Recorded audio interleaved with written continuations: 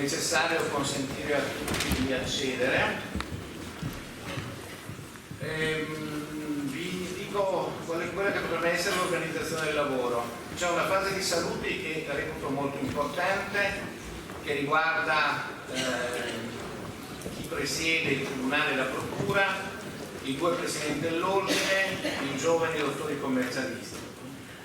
Poi sarà data la parola al professor Adriani, che ha un problema stringente per cui deve tornare assolutamente a Firenze. Lo ringrazio molto però per essere con noi, e chi non lo conosce avrà modo di apprezzare la sua capacità, la sua bravura, soprattutto perché a lui viene richiesto di fare il tema, come dire, un po' più usuale, quello che bene o male tutti crediamo di conoscere, poi quando entriamo nel merito scopriamo che molte cose non le sappiamo. Dopodiché entreremo nel merito specifico dei singoli interventi sulla parte che io reputo più originale, diciamo, di questo convegno. Intanto grazie a tutti per essere venuti. Vi presento il giovane presidente, che è il professor Benatti, Francesco Benatti di Milano, che credo conosciate esattamente tutti. Ho detto di Milano, ma è molto restrittivo, direi il professor Benatti che è europeo, siamo europeo. E senza rubarti la parola, chiederei al Presidente del Tribunale se vuole portare i suoi saluti. La ringrazio molto. Allora, porgo il mio saluto a tutti i partecipanti al convegno e ovviamente mi congratulo con gli organizzatori per la scelta dell'argomento, tanto complesso quanto di grande attualità. La gestione di un'organizzazione complessa, qual è per definizione la società di capitali, determina, come a tutti noto, una esposizione ad ampio spettro di responsabilità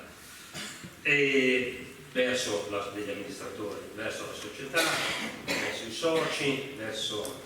i creditori e i terzi, per i danni provocati dalla loro gestione, quindi con correlative azioni giudiziarie per chi ritiene di aver subito un danno. Il tema dunque è di strettissima attualità, con una risonanza anche locale per quanto riguarda il filone bancario. E a questo proposito il Tribunale che rappresento, proprio per la specificità della materia e del prevedibile incremento che immaginiamo ci sarà per quanto riguarda il contenzioso, si è dotato di una struttura ad hoc, di una sezione ad hoc, appositamente dedicata alla gestione di questa tipologia di controversie. Struttura ad hoc che è contraddistinta dalla presenza di giudici che hanno una competenza specifica per materia e da una cancelleria che amministra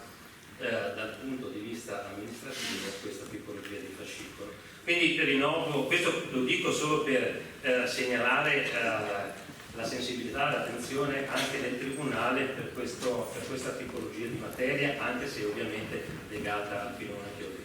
Rinnovo dunque il mio apprezzamento per la scelta del tema, apprezzamento che vedo che è condiviso, visto l'elevato numero delle persone presenti in sala, e non sottrarlo altro tempo ai relatori e vi auguro buon lavoro. Grazie. Il saluto all'inizio di un convegno scientifico è un momento di partecipazione che vuole attestare stima e anche gratitudine all'organizzazione di un lavoro su temi così importanti e così attuali. Potrebbe sembrare strano che il procuratore della Repubblica, che è portatore prevalentemente di interessi penalistici, faccia una considerazione di questo genere. In realtà sempre di più un tema che è societario, un tema che quindi nel firmamento del diritto civile sempre di più si innesta e diventa essenziale, e altrettanto diventa il suo approfondimento e la sua conoscenza nel momento del diritto penale e del processo penale, perché l'economia, la società e tutti i fenomeni collegati sono in questo momento di estrema attualità e abitano all'interno del processo penale, nel senso che la cosiddetta criminalità economica è un momento di estremo risalto anche per il danno sociale che può portare. Ed è un momento che dal punto di vista scientifico e pratico è invece, bisogna riconoscerlo, conosciuto meno rispetto alle categorie del diritto penale, per così dire, tradizionale. In questo senso estremo è l'interesse di un convegno di questo genere, che unisce gli aspetti commercialistici agli aspetti più strettamente giuridici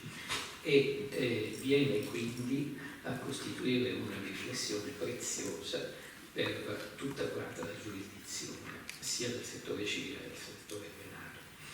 In questo senso ci sono i motivi della mia gratitudine alla attenta organizzazione e in questo senso a tutti quanti un augurio di buon lavoro.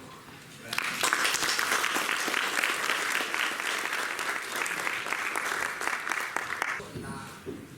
parola spetta all'avvocato Mantovani, che è presidente dell'Ordine degli Avvocati di Vicenza. Buon pomeriggio, grazie a tutti voi per la vostra presenza, grazie agli organizzatori e ai validissimi relatori. Due parole di saluto sottolineando la specificità di questo importante momento. Io lo vedo da un punto di vista formativo perché non riguarda una materia solo per gli avvocati, non riguarda solo i commercialisti, è anche una materia secondo me un momento di crescita un po' sociale, se vogliamo dirla, perché le tematiche che sono affrontate, che verranno affrontate oggi, possono costituire un interessante momento di riflessione, specie in una società come la nostra, locale, intendo dire, dove le imprese non sono grandissime, però riguardano anche loro questo tipo di problemi e quindi ritengo che possano nascere interessanti spunti per tutti noi, parlo per i professionisti, per portare ai nostri clienti, ai nostri colleghi delle idee, degli spunti, delle riflessioni che sicuramente oggi verranno sviscerate. Naturalmente mi ricollego anche a quello che ha detto il procuratore, sia in materia strettamente di diritto commerciale che in materia penale. Quindi è veramente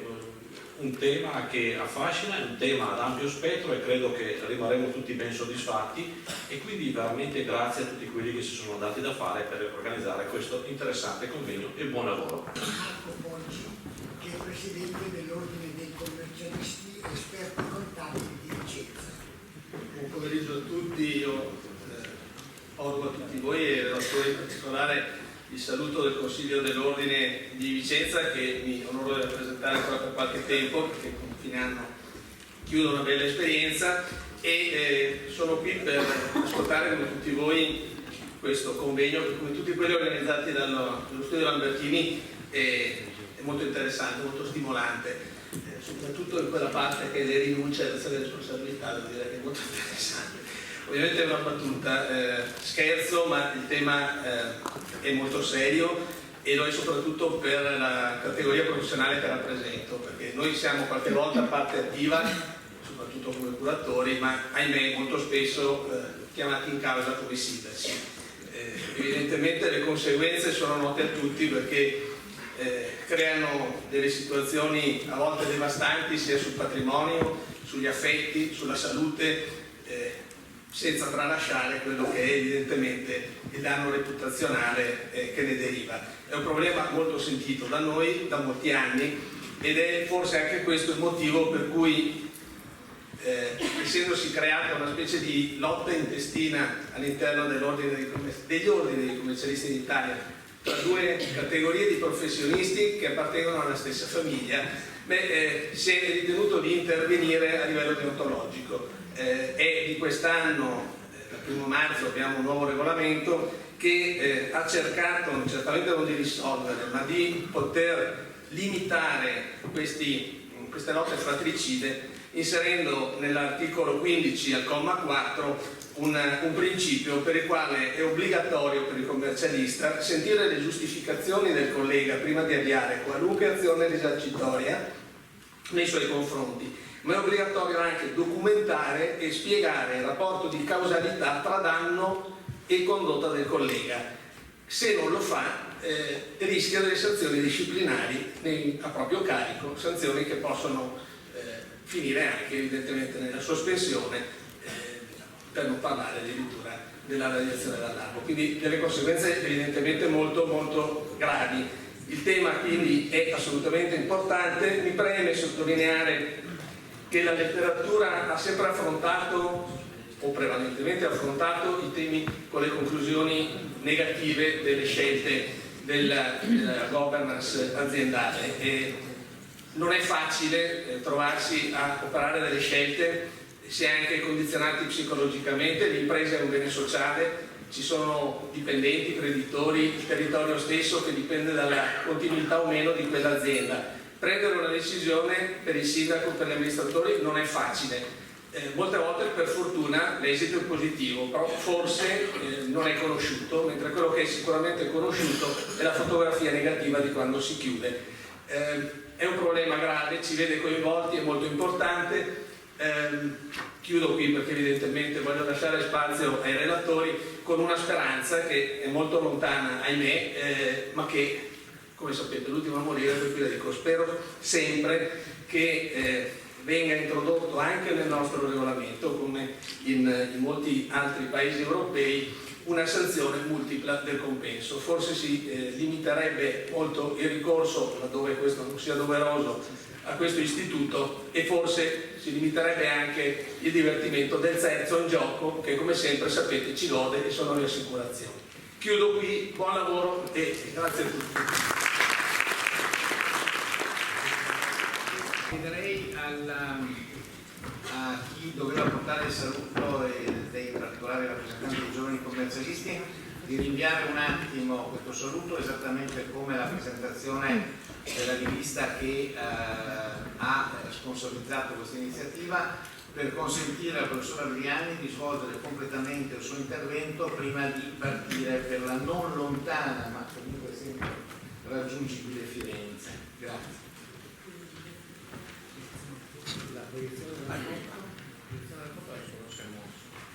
Grazie. La posizione di una foto tecnica.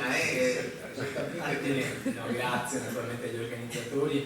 mi permettono di confrontare con una platea così qualificata, con autorità, con maestri, come il professor Benatti, amici cari come l'avvocato Sanzo, temi che sono evidentemente stringenti attualità, nonostante le aspettative forse eccessive che le parole, non molto lusinghiere, Guardiano Bertini possono aver creato. La mia relazione sarà in realtà più limitata, alcuni profili che spero, anche alla luce della più recente giurisprudenza, possono rappresentare un'occasione di confronto su temi e questioni nuove, non soltanto su temi classici dell'istituto dell'azione di responsabilità. Ed è in particolare al tema della responsabilità per tardiva emersione, percezione e per non adeguato, quindi assetto organizzativo nel percepire i segnali fondati di crisi e nel porvi rimedio, che vorrei appunto appuntare l'attenzione da un lato, e dall'altra, invece, venendo dalla notte buia, diciamo dalla twilight zone della precrisi alla notte buia dell'insolvenza, confrontarmi su tre questioni di attualità. Una inerente alla legittimazione del liquidatore giudiziario dei concordati preventivi all'esercizio dell'azione di responsabilità, una seconda relativa al rapporto tra azione dei creditori sociali e azione sociale, in base al apparentemente innovativo articolo 2394 bis, che ormai sta arrivando al suo terzo lustro di vita nel raccordo con il da 10 anni innovato 146 della legge fallimentare, e infine un tema su quale siamo anche l'un contro l'altro armati, mica una vicenda processuale, il rapporto tra l'azione dei creditori sociali nei confronti della holding che abbia abusato dei poteri di eterodirezione sulle controllate e l'azione che il curatore della società può promuovere egli stesso nell'interesse della società abusivamente eterodiretta nei confronti della holding e dei suoi amministratori. Questi sono alcuni dei temi che molto sinteticamente vorrei affrontare, senza però dire che sono particolarmente grato per essere qui, perché sono particolarmente legato a questa città e a questa terra, perché i miei avi sono di qua, c'è anche una via Paola Briani a Vicenza, la mia nonna era di Schio, il nonno era veneziano, ma in realtà i rami risalgono qui a Vicenza e quindi mi fa doppiamente piacere. Una più recente vicenda mi ha riportato, anche mi ha riavvicinato alla città degli avi e anche a questa mi permetterò di fare un cenno riprendendo quei profili di sensibilità, di attenzione e di innesto tra profilo civile e penale che sono stati così ben ricordati dal Presidente del Tribunale e dal Procuratore. Riprenderò anche, mi permetterò uno spunto del Presidente Poggi con riferimento alle esigenze di un'impostazione certamente determinata ma non giustizialista che sappia distinguere le diverse gradazioni di responsabilità.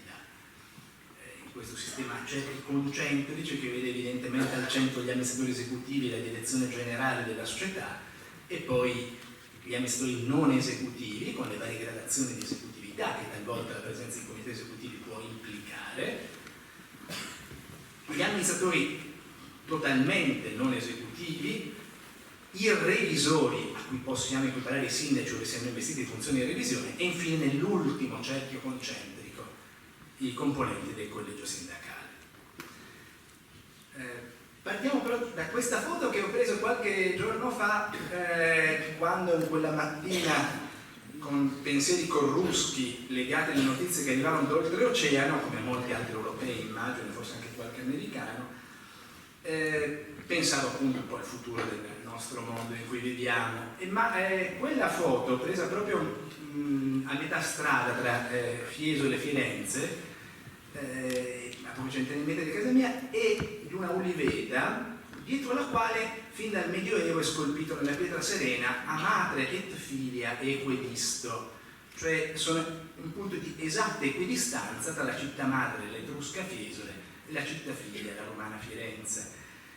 E perché l'ambito tematico che vorrei sottoporre al nostro confronto è proprio quello che si colloca in una posizione intermedia di emersione della crisi,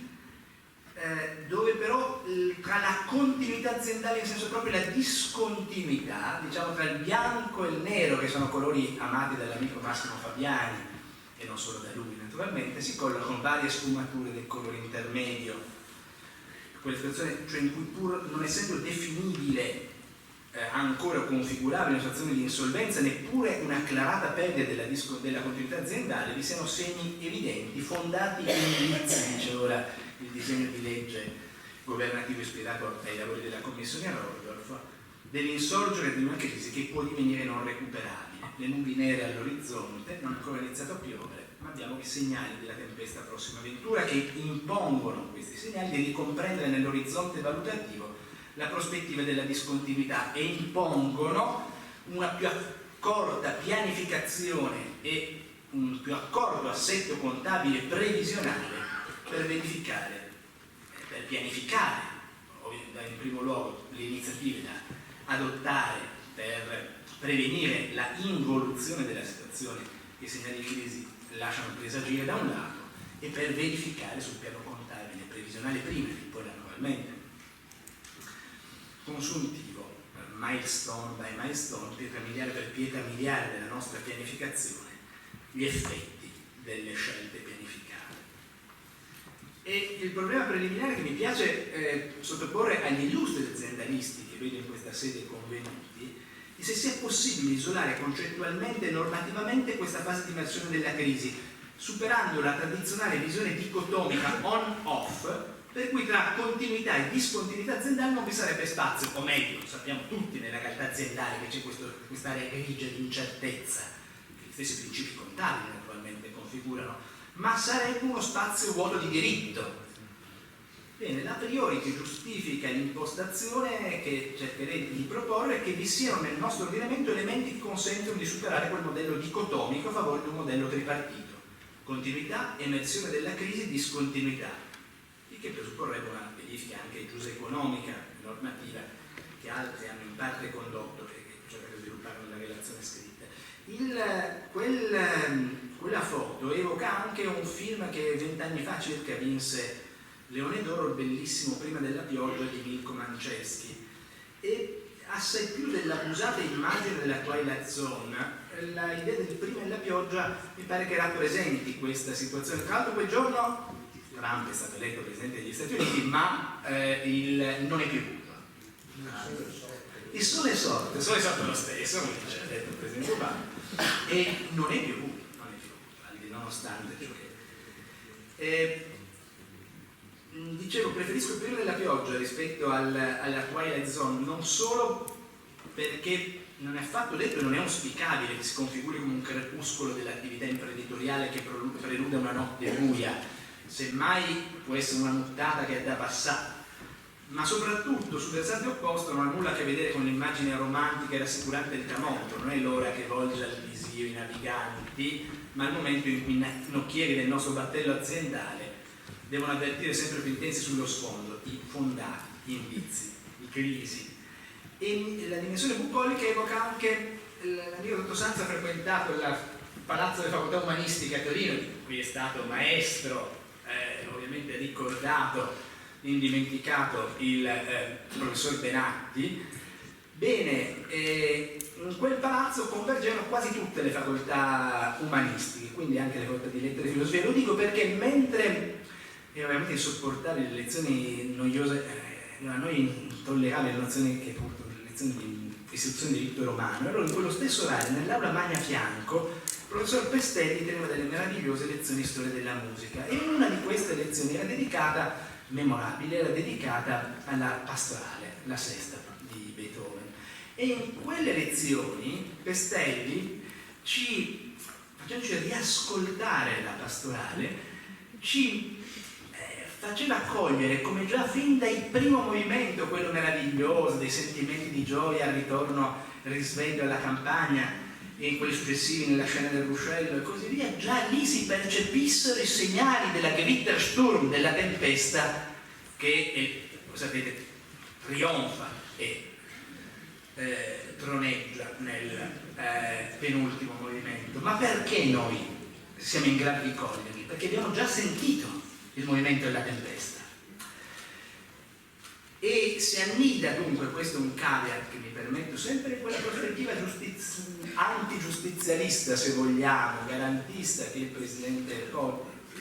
ha Rappoggio rappresentato, di porre un caveat rispetto ai rischi di una visione a posteriori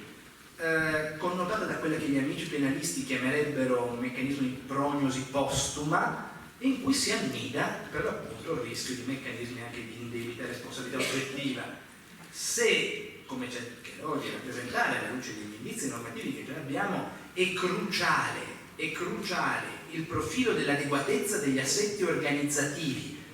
rispetto alla loro idoneità a percepire per tempo i segnali di crisi, di discontinuità aziendale, di crisi, di preinsolvenza, se questo è cruciale, occorre evitare meccanismi che inducano a desumere dalla circostanza che la crisi e l'insolvenza poi si sono verificate l'inadeguatezza di quegli assetti, perché saremo di fronte allo stesso, per fare un esempio che evidentemente ci porta molto lontano, allo stesso meccanismo in base al quale ogni volta che si realizza in un ente un reato presupposto, questa sarà la prova provata dell'inadeguatezza dei modelli di prevenzione dei reati ai sensi del 231. Evidentemente non è così. Il profilo però cruciale, ecco, da studiosi di diritto societario, è quello della capacità dell'impresa di monitorare questi segnali, di predisporre adeguati assetti che siano in grado di prevenire e di compiere quella valutazione sulla solvibilità prospettica della società che tanti altri elementi del diritto societario impongono già di compiere prima ancora di arrivare alla previsione normativa che ora troveremo scolpita nel codice civile quando sarà data attuazione al disegno di legge delega che impone di introdurre una norma in tal senso, così l'articolo 13 secondo comma del disegno di legge governativo, sempre 61, bis ora è diventato perché hanno scorporato l'amministrazione straordinaria come operazione che ancora grida vendetta. Dicevo, questa logica, diciamo, prima ancora di arrivare a queste norme che ora troviamo ad esempio nell'articolo 14 e 6 secondo comma del testo unico delle società per partecipazione pubblica, che impongono, già oggi in vigore, impongono alle società per partecipazione pubblica di dotarsi di assetti idonei a prevenire e affrontare per tempo la crisi, e configurano la mancanza di questi assetti, di una pianificazione di prevenzione della crisi e la stregua di una grave irregolarità ai sensi dell'articolo 2409 che viene reintrodotto per tutte le società anche a responsabilità limitata, la partecipazione pubblica. Questa è già disciplina vigente, mentre avrete visto il disegno di legge governativo prevede che il 2409 sia reintrodotto anch'esso nelle società a responsabilità limitata. Dicevo, dal studioso di diritto societario mi piace segnalare come questa valutazione prospettica già ci sia in alcune norme attuali del codice civile. Prima tra tutte, la norma fondamentale, forse sul piano operativo, quella che ha avuto più ricadute,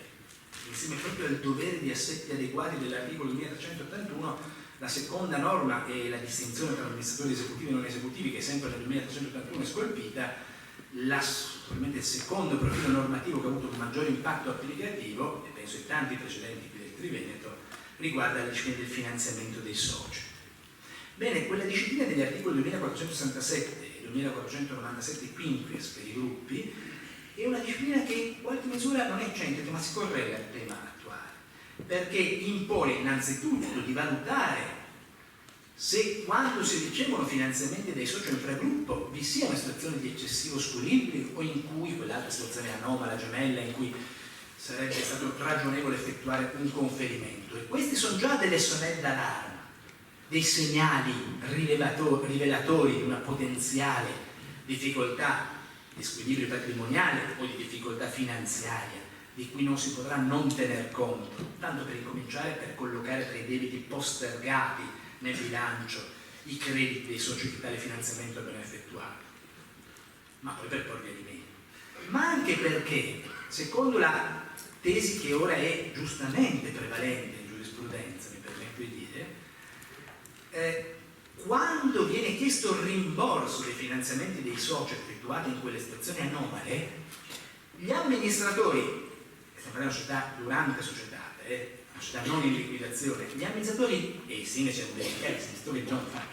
non possono procedere al rimborso degli stessi se non previa verifica della solvibilità prospettica della società, cioè che il rimborso a favore dei soci non metta a repentaglio la possibilità per la società di adempiere regolarmente alle obbligazioni non postergate, anche quelle nei confronti dei soci che abbiano finanziato quando non c'era la situazione anomala. Notate che, questo mi fa molto piacere, che tra l'altro qui proprio dei precedenti Padova di Venezia hanno sostenuto questa tesi, siamo stati tra i primi ad affermare, ma insieme ad altri, il professor Vassalli, naturalmente ben più autorevoli studiosi, ma mi fa piacere questa tesi rappresentata, ma segnalo che anche ad accogliere l'altra non meno autorevole tesi, penso a Zanarone, a Terranova, a Giuseppe Guizzi, Giuseppe Ferri Junior, che sostiene invece che opererebbe solo in sede di liquidazione il meccanismo della postergazione del mancato rimborso. Beh, anche per questa tesi non è che permettano di fare il rimborso. Secondo questi autori non si potrebbe effettuare il rimborso, nel senso che occorrerebbe constatare già lì la insolvenza della società e portarli o attivare gli altri strumenti di prevenzione dell'insolvenza. Quindi in realtà la tesi del mancato rimborso previo test di solvibilità è una tesi che permette di allontanare il momento dell'insolvenza conservando nella loro inesigibilità temporanea i diritti di rimborso dei soci. E questa è una prima valutazione di solvibilità prospettica che va fatta in quel momento, esattamente come una valutazione sensuale di solvibilità prospettica va fatta con riferimento alla leva conseguente al merger leverage buyout ai sensi dell'articolo 1501 bis. Questo è un altro caso in cui il legislatore di nuovo impone, in un contesto anche lì di necessaria pianificazione dell'operazione in quanto potenzialmente idonea a squilibrare e ancora l'assistenza finanziaria, i prestiti e le garanzie per l'acquisto di azioni della stessa società, che fino al 2008 erano radicalmente vietati, fino al 2003, di cui si sentiva il tintinnio di manette, vi ricorderete, fino al 2002, con la riforma dei reati societari, e che ora invece si possono fare purché in un contesto di nuovo pianificato che ponga in evidenza le ragioni e gli obiettivi imprenditoriali che la giustificano, cioè la correzione assistenza finanziaria, lo specifico interesse che l'operazione presenta per la società, i rischi che essa comporta per la liquidità e la solvibilità della società. E anche qui naturalmente occorre evitare i rischi di una prognosi postuma, ma al tempo stesso affermare le esigenze, i doveri di motivazione, perché devo motivare e pianificare per poter dimostrare a posteriori che in allora, senza il facile senno di poi, era ragionevolmente sostenibile quella leva, era ragionevolmente nell'interesse della società quell'operazione di assistenza finanziaria, era ragionevole pensare che la società potesse rimanere solvente ancorché dovesse provvedere a quel punto, perché a quel punto diventavano esigibili, al rimborso dei crediti dei soci. Ora, su tutti questi nodi sappiamo che vengono al pettine nel contesto concorsuale. Negli stessi anni in cui il genio di Bonn scriveva la pastorale, Hegel evocava la metafora della nottola di Minerva, dire la filosofia che si leva in volo sul faro del tramonto, e anche le nostre azioni di responsabilità, come sappiamo, si levano in volo nel contesto delle procedure concorsuali. Ma il tema più rilevante di questi ultimi anni sono le responsabilità per, diciamo così, il default dei tentativi di prevenire il default. E del resto default è un termine polisenso che fonda le sue radici nel default francese, a sua volta nel deficere latino, e spesso quindi non per ciò che si è fatto, per carità. Ci sono casi clamorosi in cui ci sono responsabilità per ciò che si è fatto, un palese conflitto di interessi, togliendo risorse alla società mal amministrata, chiudendo un occhio anche l'altro dal punto di vista dell'organo di controllo del revisore, per carità, questi sappiamo, spesso sono all'attenzione anche della Procura della Repubblica. Però, al di là di questi casi patologici, è anche nel non aver fatto che può annidarsi una fonte di responsabilità, cioè nel non aver attivato prima gli assetti adeguati a percepire la crisi e non avervi poi posto rimedio. Posto rimedio in vari modi, perché nell'attuale contesto normativo, ecco, se mi permette di fare due caveat, avendo poi così illustri interlocutori anche penalisti e giudici, un'attenzione a come il giudice penale spesso legge le nuove norme, ecco, cioè il rischio di una lettura delle nuove norme con le vecchie lenti, che danno degli effetti, non mi permetterei di dire deformanti, ma che non mettono sempre a fuoco gli obiettivi e la portata dei nuovi precetti normativi.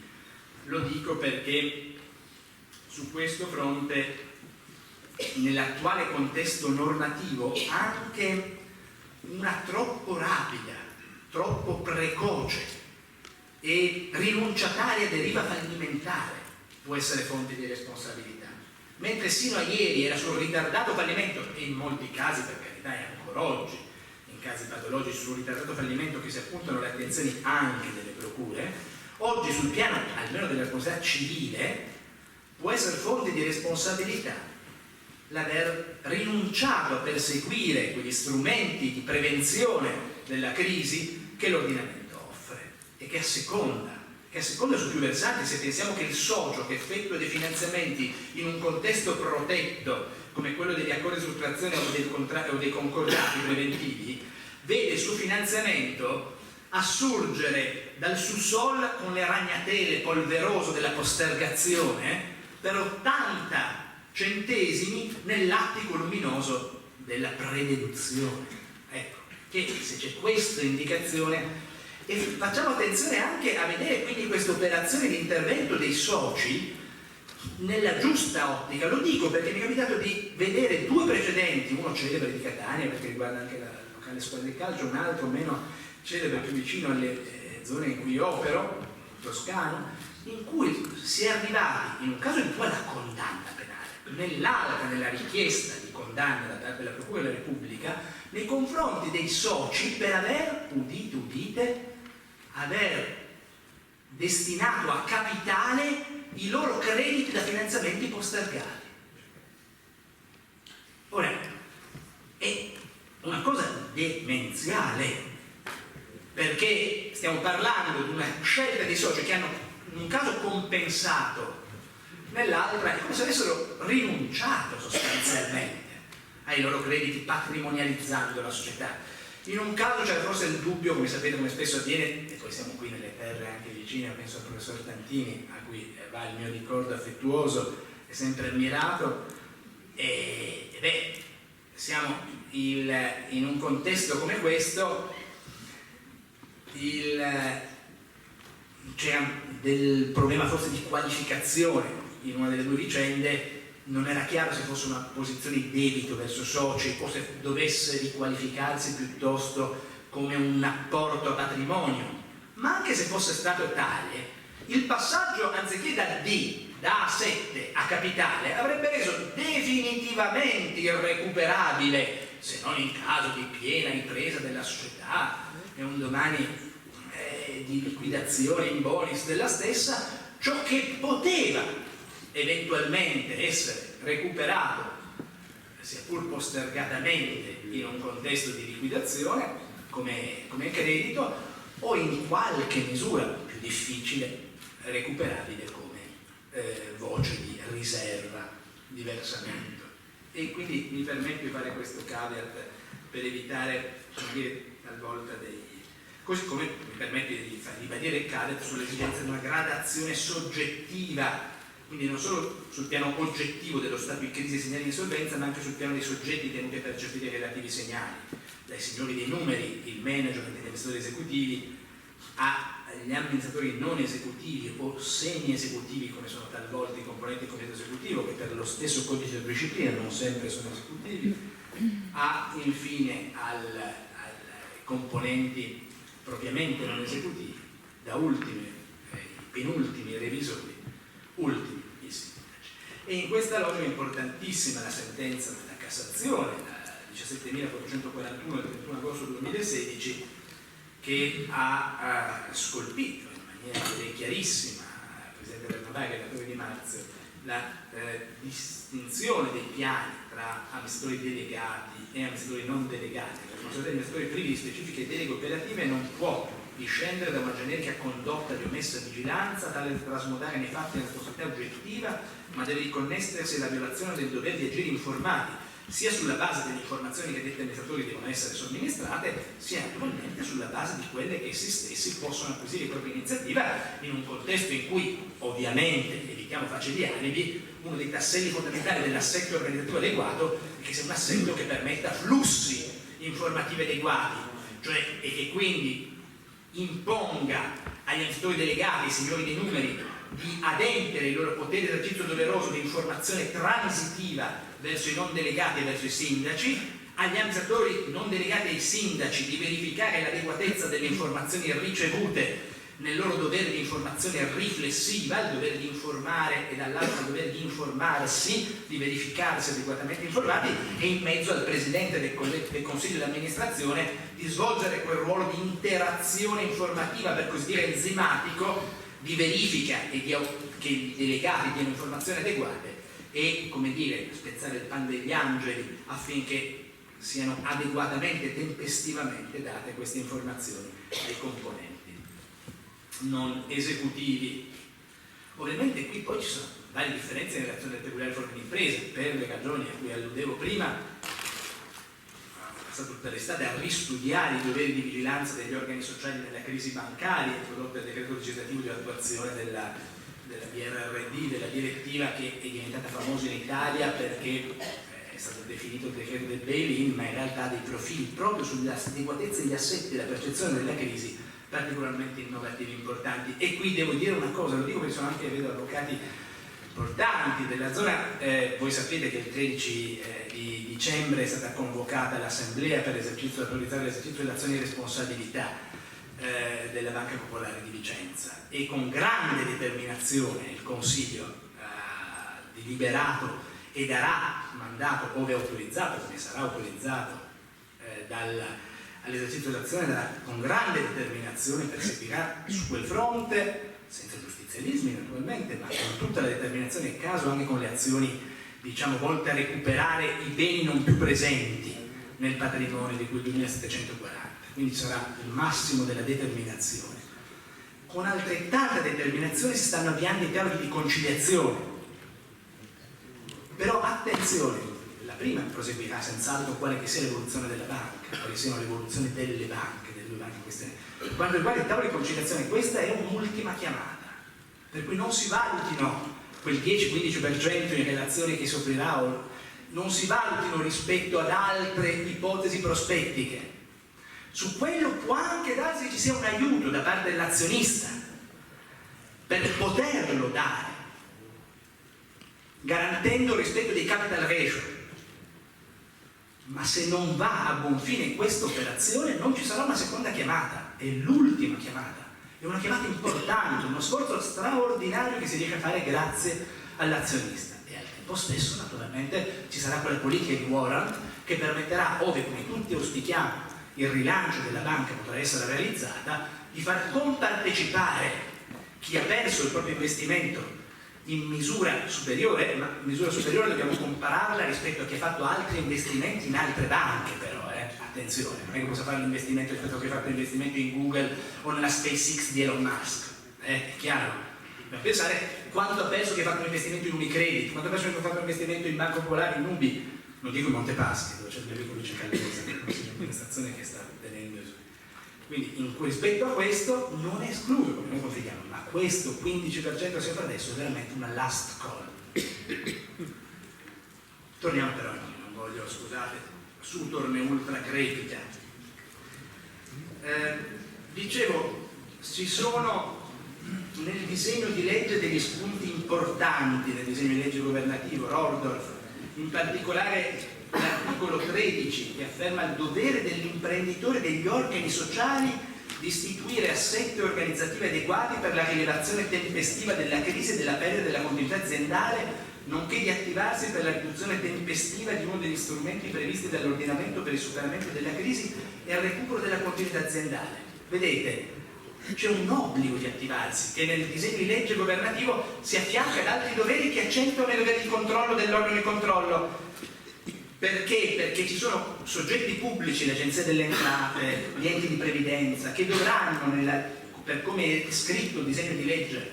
governativo, che dovranno segnalare loro al collegio sindacale il mancato pagamento dei contributi, il mancato pagamento all'erario delle tasse dovute, e queste situazioni di sofferenza determineranno evidentemente poi un obbligo di attivazione da parte del collegio sindacale delle misure di allerta che finora insomma non erano contemplate naturalmente dal nostro ordinamento. Da questo punto di vista c'è un'accentuazione di responsabilità. Ben inteso, rimarranno nella fase preliminare sempre, non c'è un obbligo di outing, quelle misure di allerta sono misure che devono rimanere confidenziali ed è auspicabile che tale rimangano in larga misura, con i vantaggi, diciamo, diremmo oggi dell'articolo 67 rispetto all'articolo 182 bis. Però mi sembra un'innovazione importante, una di quelle che gettano già, come dire, una luce interpretativa sull'assetto attuale. L'impresa come fatto sociale rilevante, come struttura organizzativa complessa, dotata di assetti e di sistemi di controllo che devono essere risultati adeguati non solo al going concern ma anche alla tempestiva rilevazione dello stato di crisi. Quando emergono questi profili di criticità, dovremmo da questo punto di vista evidentemente rafforzare i doveri degli amministratori, e c'è quasi una trascolorazione assiologica. Cosa intendo dire? Che l'interesse sociale a cui devono ispirarsi gli amministratori, che nella fase anteriore alla crisi è naturalmente in primo luogo l'interesse dei soci, perché è una visione più larga, tanto maggiore società degli altri stakeholders, però è in primo luogo l'interesse dei soci. Quell'interesse sociale vede una osmosi, un'interazione del dovere di conservazione del patrimonio sociale, che da elemento esterno, da limite all'operato degli amministratori, diventa un elemento che compenetra e influenza l'interesse sociale stesso, tanto minore la possibilità per il socio di riprendere la sua istanza, la sua pretesa di ultima istanza su essere residual claimant su quello che resta perché l'equity è persa, tanto maggiore è la rilevanza dell'interesse e la tutela dei creditori. E questo lo dico anche rispetto alla scelta degli strumenti e a come confezionare il piano.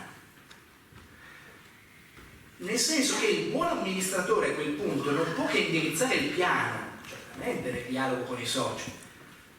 che lo possono revocare, che possono prendersi le loro responsabilità da quel punto di vista, possono addirittura prevedere nello statuto che sia ancora di competenza assembleare il 152, cioè la delibera di avviare il concordato, ed è erogabile la competenza amministrativa, ma se così non è, io amministratore devo fare il piano che meglio risponda all'interesse dei creditori e non ci possono, una volta che quel piano la società lo propone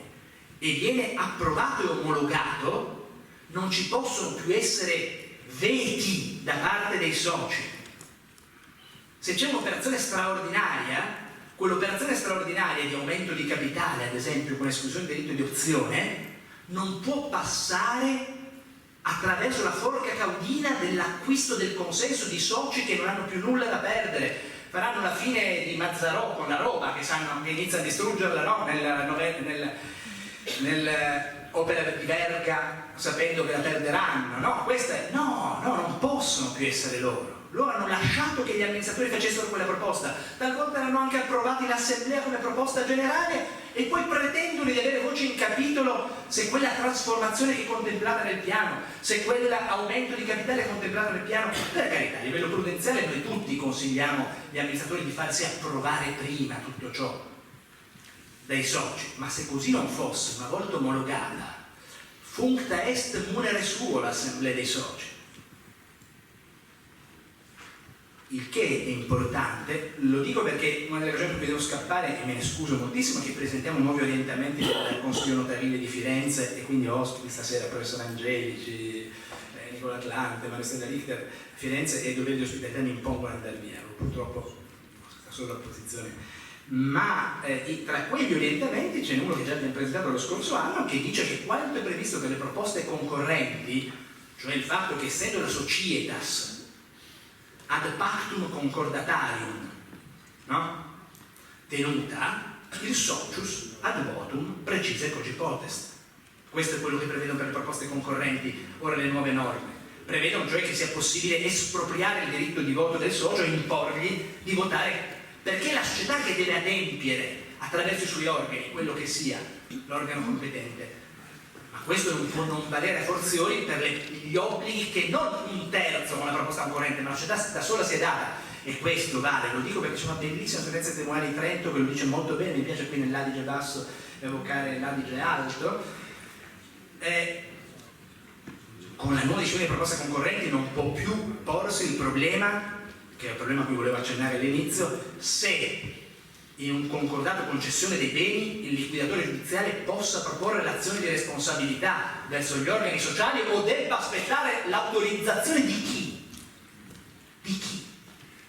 Una volta che quell'asset, quel credito risarcitorio è ceduto ai creditori e non è stato trattenuto, cosa che si poteva fare, non so quale commissario l'avrebbe, quale giudice delegato con la sua moral suasion l'avrebbe lasciato fare, ma si poteva trattenere. Si poteva escludere dagli asset ceduti l'azione di responsabilità, ma se io non lo escludo, non è che un domani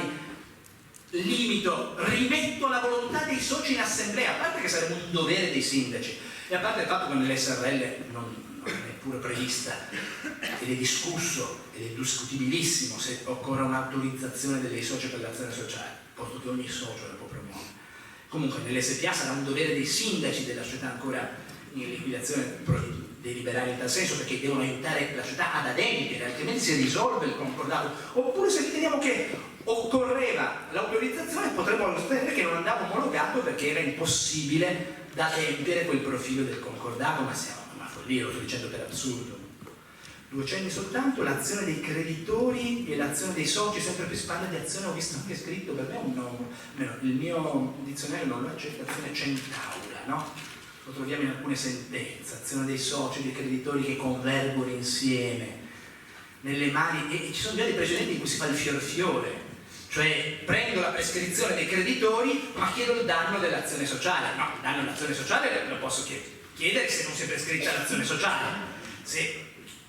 voglio il danno del 2003-94 bis, avrò il dies a quo spostato della prescrizione, ma non potrò chiedere il danno per intero che avrei chiesto in un'azione sociale. Sono due azioni notate, sia il 2004 bis che il 146 parla di azione al plurale, è l'unica differenza rispetto alla vecchia formulazione. Quindi sono due azioni che convergono nelle mani del suo stesso soggetto legittimato. Ma attenzione, perché mi è capitata una cosa singolare che ho visto poi anche essere oggetto di un precedente del Tribunale di Milano. Clausola arbitrale, l'azione sociale viene esercitata dalla società prima del fallimento, il lodo si chiude con un riconoscimento, devo dire, la mia impressione lì è che avessero fatto una camarilla, cioè che si fossero,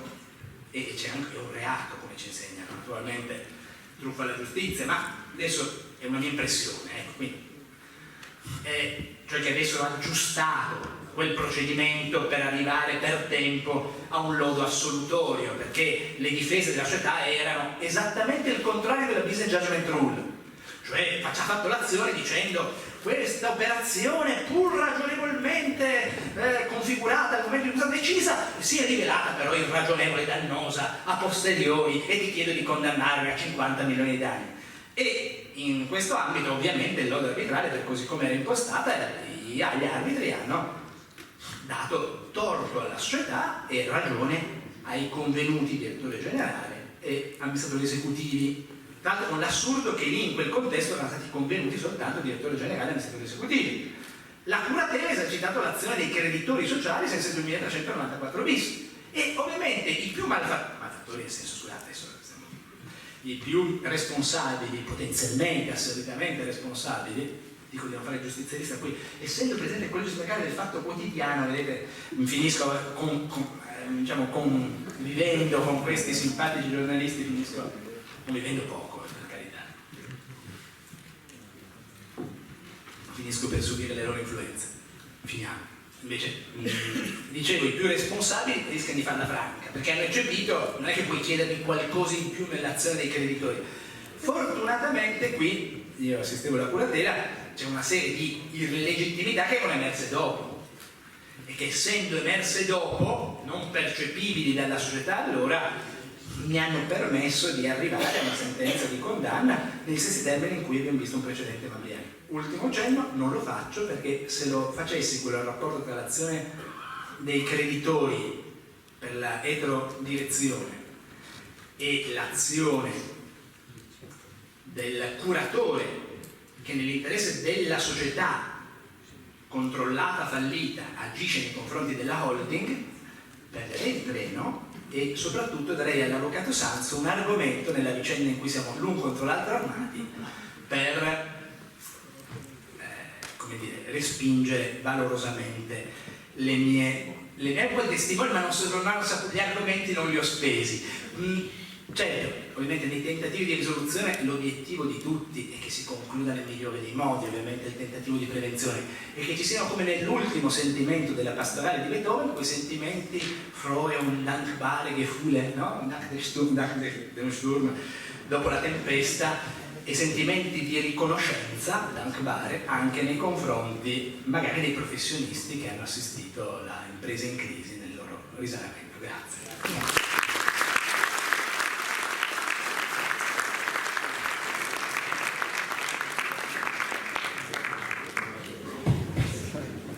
Ringraziare il professor Briani per la sua profonda, elegante ma anche un po' aggressiva relazione. Però non vi dovete spaventare perché le cose vanno un po' meglio. Io ritengo che questo convegno sia importante per due aspetti. Il primo perché bisognerebbe riflettere un po' più a fondo sulla graduazione delle responsabilità nelle azioni che vengono promosse e vedo nella giurisprudenza un tentativo abbastanza cospicuo di queste questo esame, ma non vedo delle direttive, parlo in generale, abbastanza convincenti. Quello che poi mi preoccupa di più, come io non faccio volentieri le cause contro le persone, quindi le faccio per le persone, ma quello che mi preoccupa di più è invece il tema dell'esonero da responsabilità, della rinuncia e dei patti di manleva. Qui c'è una giurisprudenza che inizia a essere punitiva, fuori da quello che è il circuito internazionale, e che se viene consolidata lascerà fuori molte operazioni, quelle cioè che limenei e anche industriali. E alludo alle due clausole più importanti, quella cioè che si rinuncia alla responsabilità o si manlevano gli amministratori nel caso di cessione dei pacchetti azionari, e l'altra quella della manleva che l'assemblea delle società danno agli amministratori e ai dirigenti di alto rango nell'esercizio delle sue funzioni. Abbiamo quella sentenza provvedimento pericoloso del Tribunale di Milano, ma qui l'attenzione dovrebbe essere molto forte, perché se è vero che le azioni di responsabilità e questi patti di manleva possono attutire quello che è un sentimento comune di prevenzione e di deterrenza per quanto riguarda gli operatori, in realtà poi non vorrei che fossero talmente riduttivi della loro operatività per cui si perdono molte occasioni, oppure si va all'estero dove la giurisprudenza e dottrina è più attenta e quindi risolvono i problemi in altri paesi. C'è adesso una sentenza del Tribunale di Roma di quest'anno, del 28 settembre, che sembra lasciare aperto uno spiraglio importante, ma il commentatore dice che è troppo ampia, quindi è una dottrina commercialistica che naviga all'indietro. Il resto i commercialisti non sono mai, se non accenna qualche vecchio giurista, mai all'avanguardia, sono sempre legati formalmente al diritto scritto per le preoccupazioni che hanno quando rendono i pareri per le varie società. Specifichiamo che tu intendi gli avvocati. Gli avvocati, commerciali. sì, io sono non molti parlo, commercialisti, sì, è vero, non vorrei che... Ecco, hai ragione, io parlo dei commercialisti perché io sono un civilista e quindi gli altri sono i commercialisti e amministrativisti. Poi c'è un recente articolo che ho visto in questi giorni, rete società di questa materia, che è ancora molto restrittivo. Io credo che questa materia dovrebbe essere studiata a fondo, perché qui si gioca quello che è il destino della prassi, degli affari. Dobbiamo fare degli affari o non dobbiamo farli? Li facciamo in Italia o andiamo in Jugoslavia? Questo è un tema molto importante. Scusate se lo accenno perché qui se ne parlerà stasera e quindi questo mi pare un aspetto secondo me molto molto decisivo per il futuro proprio dello svolgimento delle attività economiche. Scusate, non vorrei dire altre cose sulla relazione degli Adriani, ma siccome il tempo stringe lascio la parola al dottor Alberti. Giovanni, perdonami un attimo solo, l'organizzatore di questo convegno, che è Giovanni Acquaro in prima fila, vorrebbe tenere aperto il bar perché dice adesso andiamo a riposarci. Però siccome abbiamo aperto tardi i lavori, forse è meglio se cerchiamo di chiuderli in fretta, ci vai tu da solo.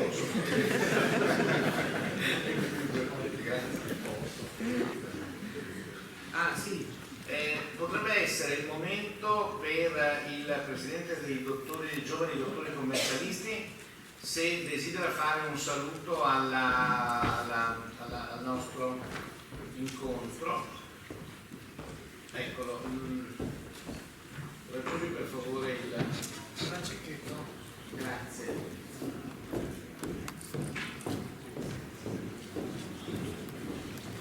Sì, buongiorno a tutti. Io volevo ringraziare innanzitutto l'avvocato Lambertini per averci invitato a questo evento che è molto interessante.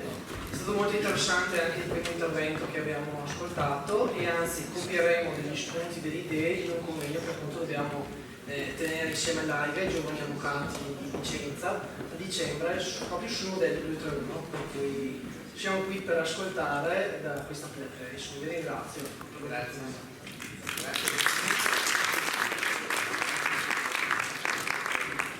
Ecco,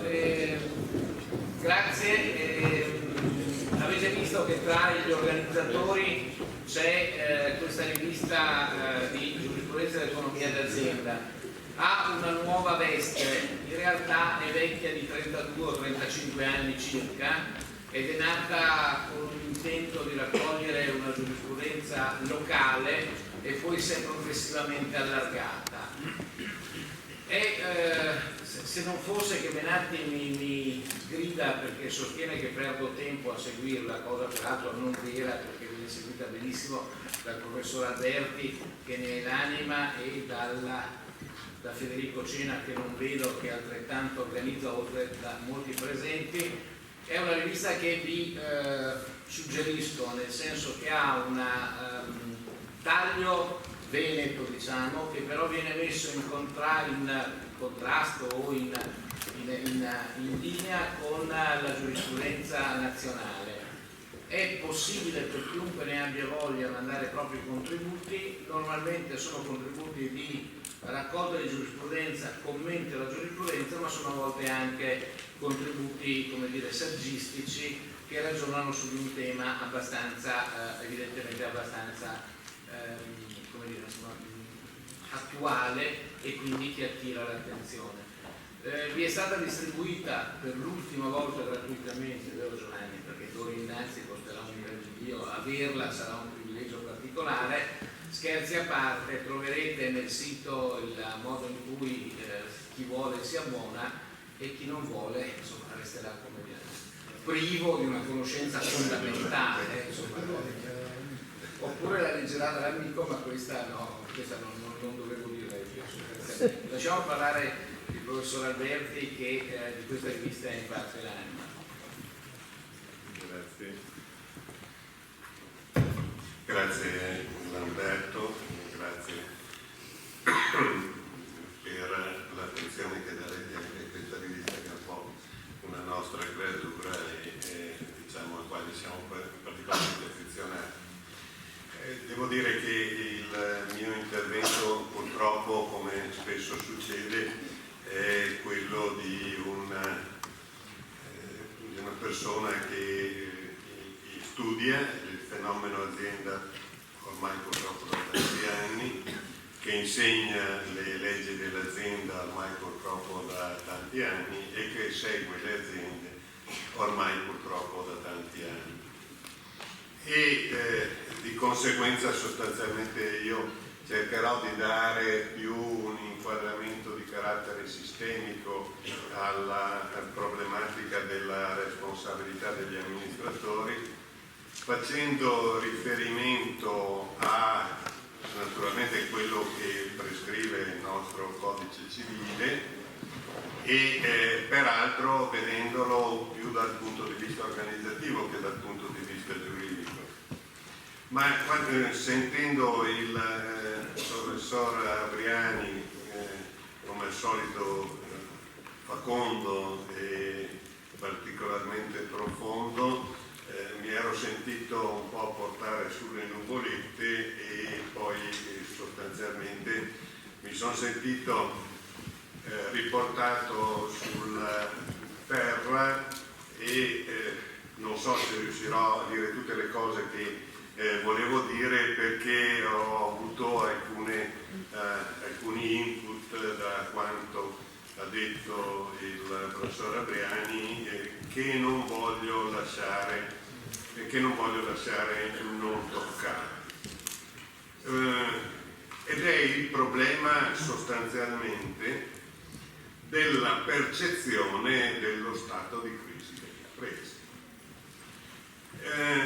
Purtroppo i giuristi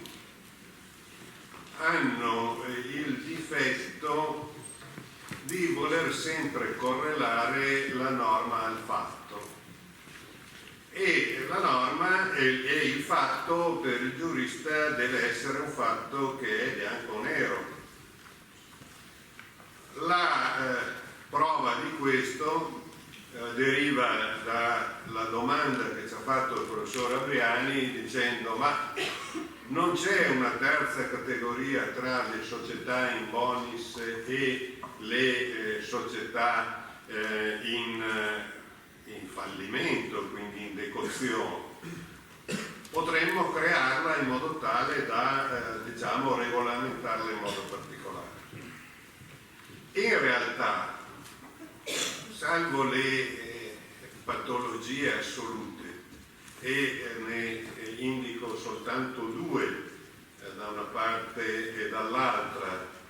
ottimismo e pessimismo, evidentemente una società che produce whisky e che ritiene di incrementare le proprie vendite in quanto gli si è aperto il mercato dell'Arabia Saudita dove nessuno beve whisky, farebbe una previsione che ha carica di responsabilità, cioè assurdo. Così come credo dall'altra parte non possa essere imputato agli amministratori delle società di trasporto aereo di persone il fatto che il 20 agosto 2001 avessero presentato un piano economico-finanziario per la loro società, non tenendo presente che dopo pochi giorni sarebbero state colpite le torri gemelle, si sarebbe bloccato il traffico aereo e via dicendo. Al di là di questi due estremi, che sono veramente estremi, esiste la zona grigia, non esistono terze categorie. La gestione dell'impresa non è un insieme di decisioni, ma è una decisione che si sviluppa nel corso del tempo. Questa decisione può essere modificata, ma certo non è mai bianca o nera. Come facciamo a diciamo graduare il grigio? Evidentemente alcuni sintomi ci sono, ma sono sempre sintomi sul passato. Diceva il professor Abriani, norma di legge preveda che l'Agenzia delle Entrate e l'INPS comunichino ai sindaci il mancato pagamento dei contributi e delle imposte. Fortuna per il professor Abriani non credo che abbia mai fatto il sindaco di una società, perché qualsiasi sindaco la prima cosa che fa, andando a verificare la contabilità di una società, evidentemente chiede la prova del pagamento delle ritenute e dei contributi previdenziali. Il problema per il sindaco non è tanto identificare questa anomalia, ma il problema per gli amministratori e per il sindaco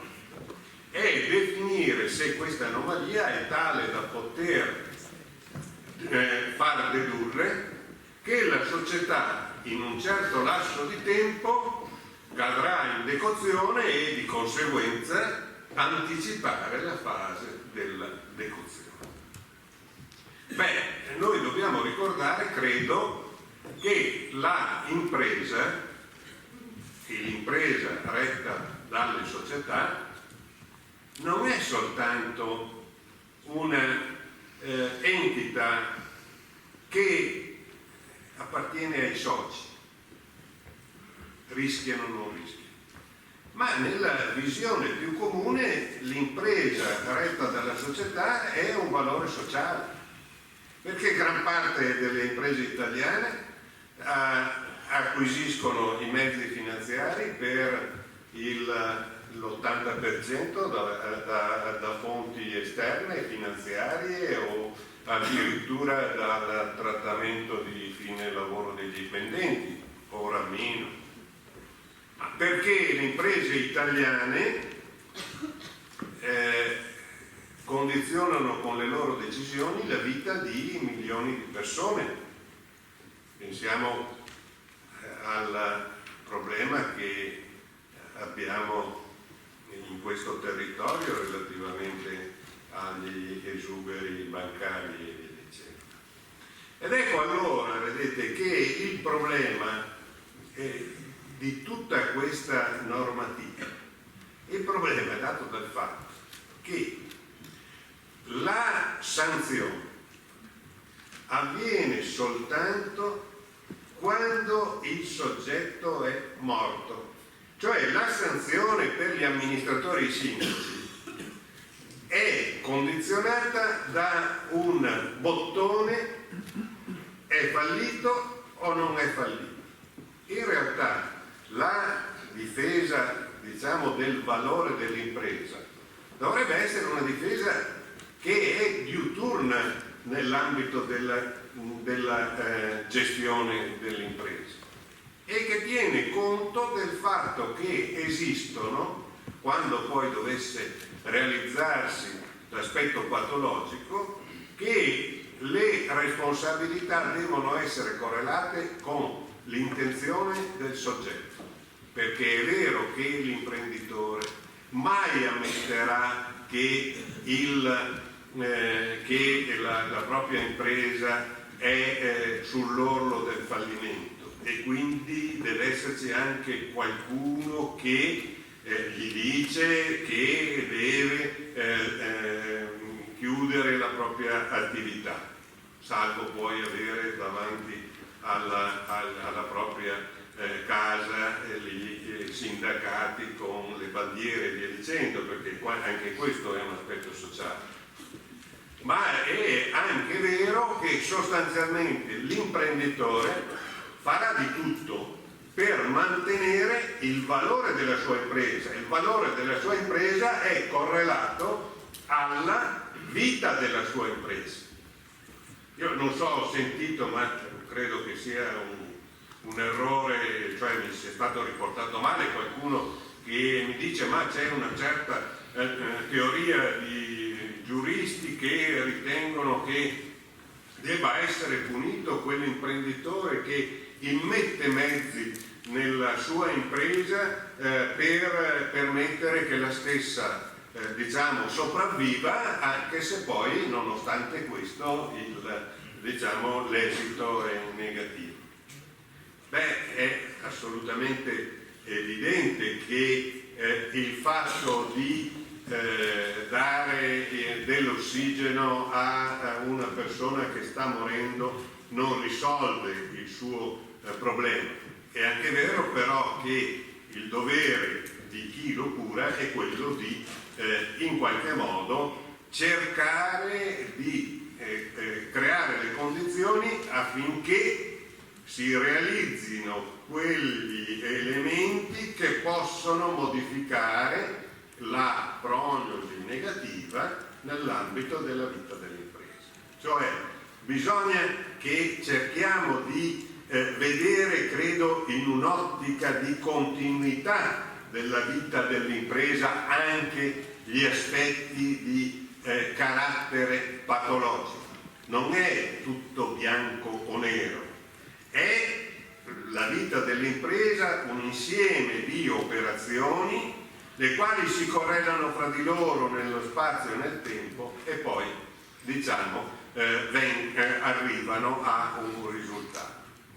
E da questo punto di vista, salto tante altre cose che volevo dire perché voglio recuperare il termine delle 2 ore che sono il tempo massimo di sopportazione degli interventi in un convegno. Da questo punto di vista credo che sia importante definire sostanzialmente le caratteristiche, i presupposti dell'attività degli amministratori. Cioè siamo tutti d'accordo, e mi sembra che ormai lo sia anche quelle decisioni giurisprudenziali che ho avuto occasione di esaminare, siamo tutti d'accordo che non esiste responsabilità per il fatto che la decisione sia errata, perché sostanzialmente noi sappiamo che l'impresa vive in un ambiente di incertezza, cioè di alternative, alcune delle quali conosciute ma non valutabili in termini di percentuale di probabilità di accadimento, altre conosciute e di rischio, alternative che hanno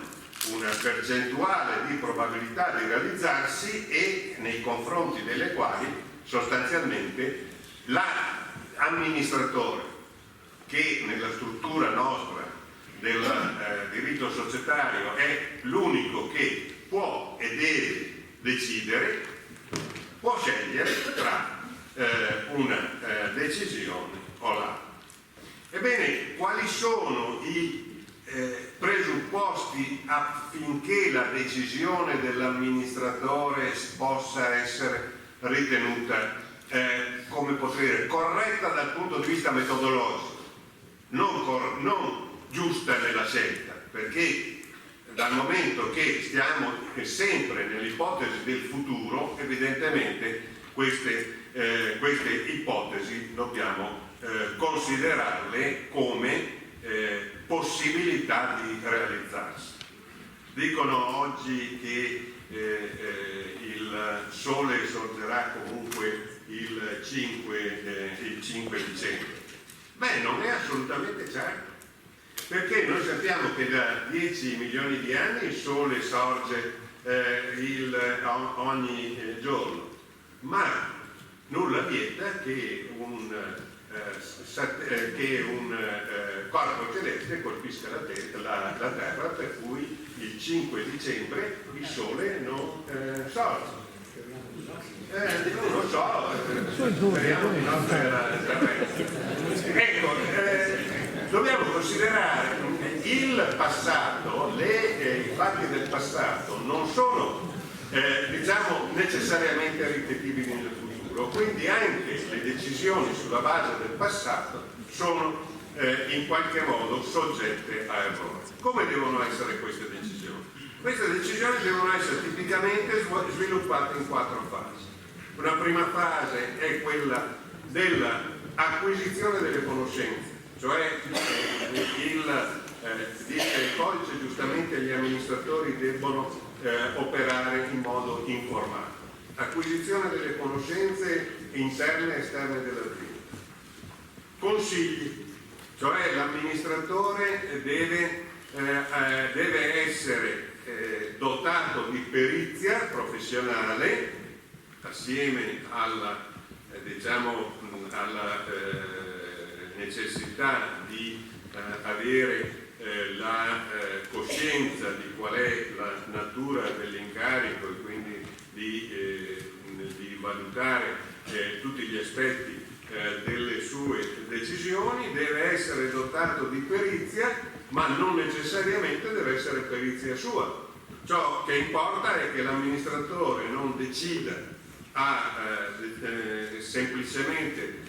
sulla base di impressioni e via dicendo, ma quando non ha la perizia si faccia assistere da persone che gli possano dare l'input per la decisione. E qui dobbiamo fare, credo, una mea culpa su un po' tutti, credo che la consulenza che noi diamo debba essere una consulenza che non tiene conto, come purtroppo taluni produttori di consulenze fanno, delle possibilità di sviluppo dei pareri che danno. Terzo aspetto è la decisione. La decisione è sostanzialmente la scelta. Ci sono poi 2 aspetti che sono successivi, che sono altrettanto rilevanti, che attengono proprio a quell'aspetto a cui accennava anche il professor Abriani, la responsabilità in generale per l'assetto organizzativo, amministrativo, contabile della società, che è una responsabilità che riguarda il Consiglio d'amministrazione nel suo complesso, il quale valuta e implicitamente deve intervenire qualora l'assetto organizzativo e amministrativo e contabile non sia adeguato, ed è specifico invece per gli amministratori investiti di particolari funzioni, i quali curano che l'assetto organizzativo sia corretto. L'importanza delle ultime due fasi del processo decisionale è connessa al fatto che, penultima fase, trasmissione degli ordini, è inutile assumere una decisione se questa decisione non arriva a chi deve sviluppare quell'attività. E questo è un aspetto di rilievo nell'impresa, perché molto spesso si assumono decisioni e poi queste decisioni non sono trasmesse o sono trasmesse in modo scorretto alla struttura organizzativa. E da ultimo la rilevazione. La rilevazione è tipicamente la contabilità, tipicamente, storicamente, ma in modo superato. Cioè la rilevazione ormai è una rilevazione storica, ma è soprattutto una rilevazione prospettica. Se vogliamo andare a vedere alla sostanza della responsabilità degli amministratori, io la definirei nel fatto di aver assunto delle decisioni senza aver valutato dei piani economico-finanziari che globalmente, visti nel futuro della gestione dell'impresa, possano assicurare che quella decisione, che può essere sia di cambiare la realtà sia di non cambiare la realtà, sia una decisione che è compatibile col mantenimento dell'equilibrio economico, dell'equilibrio finanziario e dell'equilibrio patrimoniale delle imprese. Se è provato attraverso un sistema di rilevazione anche prospettico, che è una valutazione ragionevole di queste condizioni è stata fatta, io credo che essenzialmente la responsabilità degli amministratori possa essere limitata al fatto che non abbiano rispettato la legge, l'atto costitutivo e abbiano compiuto attività in contrasto con gli interessi della società e a vantaggio dei propri interessi. Area particolarmente delicata e sulla quale credo che anche noi controllori dovremmo essere particolarmente attenti. Grazie.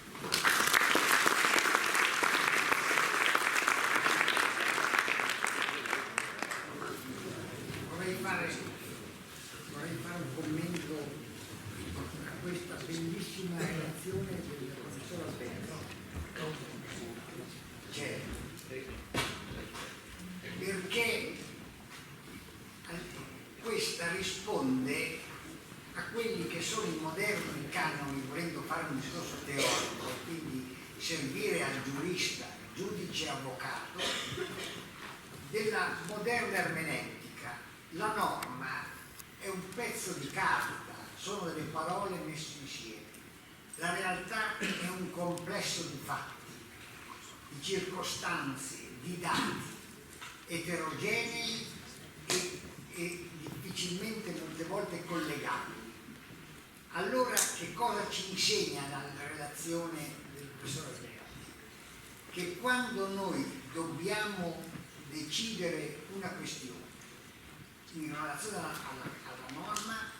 dobbiamo tenere conto di tutti i fatti, le circostanze, gli elementi che ha indicato perfettamente. Se si usa questo criterio ermeneutico, che è, direi, moderno, illustrato da giuristi che sono eccezionali, che sono stati quelli di oggi eccezionali, direi che da questo punto di vista avremo una corretta decisione. È inutile elaborare teorie, è inutile guardare la norma sotto il profilo formale o la realtà in maniera sostanziale senza tenere conto della norma. Prendiamo la elencazione di tutte le circostanze con i suoi approfondimenti che ha fatto il professor Alberto, guardiamo le norme e avremo una decisione corretta. Mi è piaciuta molto, devo dire, perché risponde a quello che io penso ogni volta in cui io devo pensare in termini giuridici a un fatto complesso come quello della impresa. Grazie. Adesso la parola la spetta all'avvocato Sanzo.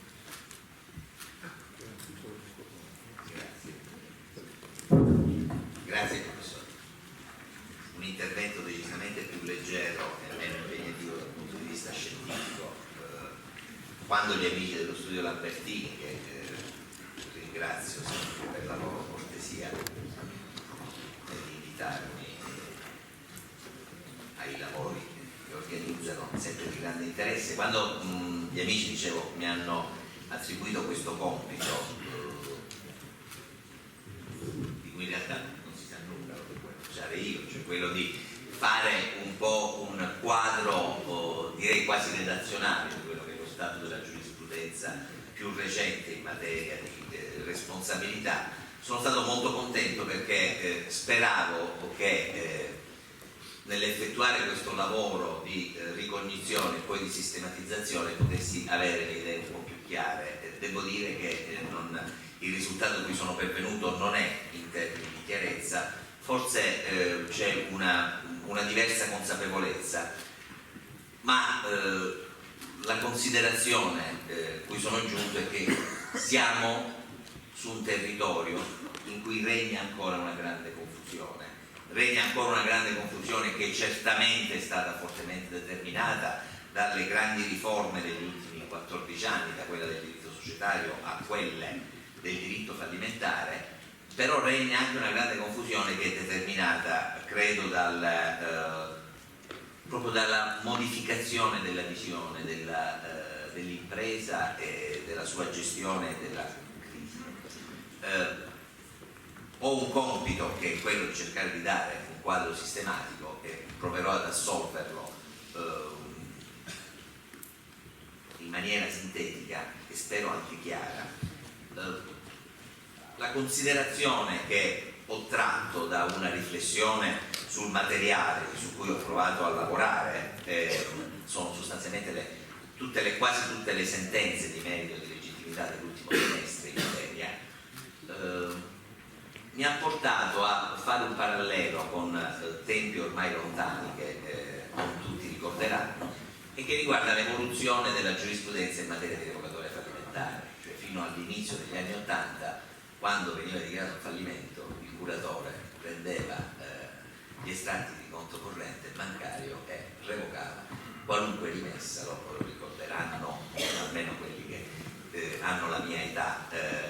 lo ricorderanno. Questa era la tecnica di recupero del patrimonio dell'impresa fallita. Si revocava qualunque operazione attiva sul conto corrente. Poi vi fu la famosa sentenza della Cassazione dell'82 che pose un limite netto nel chiarire che si potevano recuperare soltanto i pagamenti, tali erano soltanto quei versamenti che non avessero avuto una finalità ripristinatoria, ma avessero avuto finalità necessariamente solutoria, appunto pagamenti in senso stretto. La sensazione che ho io è che le più recenti riforme stiano portando ad una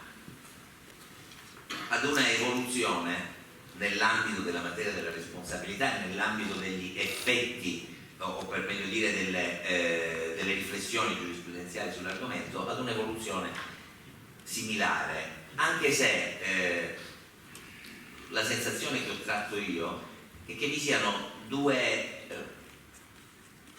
direttrici diverse, l'una che va verso un irrigidimento delle posizioni giurisprudenziali e l'altra che va verso un ampliamento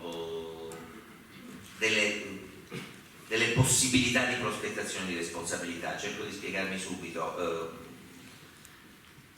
Chiedo scusa se non riesco ad essere perfettamente chiaro, ma le oscillazioni anche all'interno degli stessi uffici giudiziari fanno sì che il quadro non appaia poi in tutta la sua chiarezza. Direi che all'indomani della riforma del diritto fallimentare si è registrato un fortissimo incremento delle azioni di responsabilità, e qui non voglio banalizzare, nel senso di dire, come molti fanno, persa la revocatoria fallimentare, i curatori hanno dovuto iniziare a battere altre strade per recuperare attivi, e quindi impossibile o molto difficile recuperarli tramite le revocatorie in danno delle banche. Si cerca di operare sul terreno della responsabilità nei confronti degli organi sociali. Il dato di fatto direi comunque è questo, cioè dal 2006 in poi c'è stato un significativo ampliamento e un significativo incremento delle azioni, anche di azioni di importanza straordinaria e con una platea soggettiva enorme. Ecco, qui il tema della platea soggettiva e il tema dell'oggetto delle pretese risarcitorie, secondo me, riescono forse a darci un quadro relativamente chiaro della situazione, perché l'impressione che io ho tratto è che la nostra giurisprudenza di merito, tanto quanto di legittimità, in questi ultimi anni abbia significativamente allargato le maglie della responsabilità sul piano dell'individuazione dei soggetti che possono essere chiamati a rispondere del danno, soprattutto del danno conseguente alla crisi della società di un'impresa, ma nel contempo, e questo è un fenomeno che in un tribunale come quello dove lavoro, come quello di Milano, è un fenomeno che si registra in maniera sempre più significativa, cioè molto spesso del nostro foro si parla di contrasto fra la sezione imprese e la sezione fallimentare, e negli ultimi anni si assiste a fenomeni che non si erano mai registrati. Poco più di un anno fa un fallimento è stato condannato al risarcimento del danno da lite temeraria, il che sotto certi profili è un paradosso nella misura in cui l'azione di responsabilità viene autorizzata da un altro giudice, però questo ci dà la misura di quella che è la situazione conflittuale che si vive. Dicevo, mentre registriamo un significativo allargamento sotto il profilo soggettivo della responsabilità o della possibilità di essere chiamati responsabilità, nello stesso tempo la giurisprudenza si evolve verso forme sempre più specifiche di individuazione dei presupposti oggettivi con riguardo ai quali la responsabilità può essere configurata, e sia nell'ottica del titolo della responsabilità sia nell'ottica del danno risarcibile mi pare che si registrino letture giurisprudenziali che sono sempre più restrittive e che pongono sempre più a carico di chi agisce in responsabilità una serie di oneri di deduzione e di dimostrazione che rendono molto ma molto difficile il successo dell'azione. Data questa indicazione, procedo ora ad una rapidissima rassegna sui profili soggettivi e sui profili oggettivi, e chiuderò poi con una riflessione. Non richiamerò le sentenze che tengo comunque a disposizione di chi potesse essere interessato. Dal punto di vista soggettivo, direi non può non essere richiamata la recentissima sentenza della Cassazione che di quest'estate riguarda un importante fallimento napoletano di una compagnia di navigazione, con cui, in apparente continuità con la giurisprudenza in materia di fallibilità dell'holding di fatto, in realtà la Corte di Cassazione ha segnato una soluzione di continuità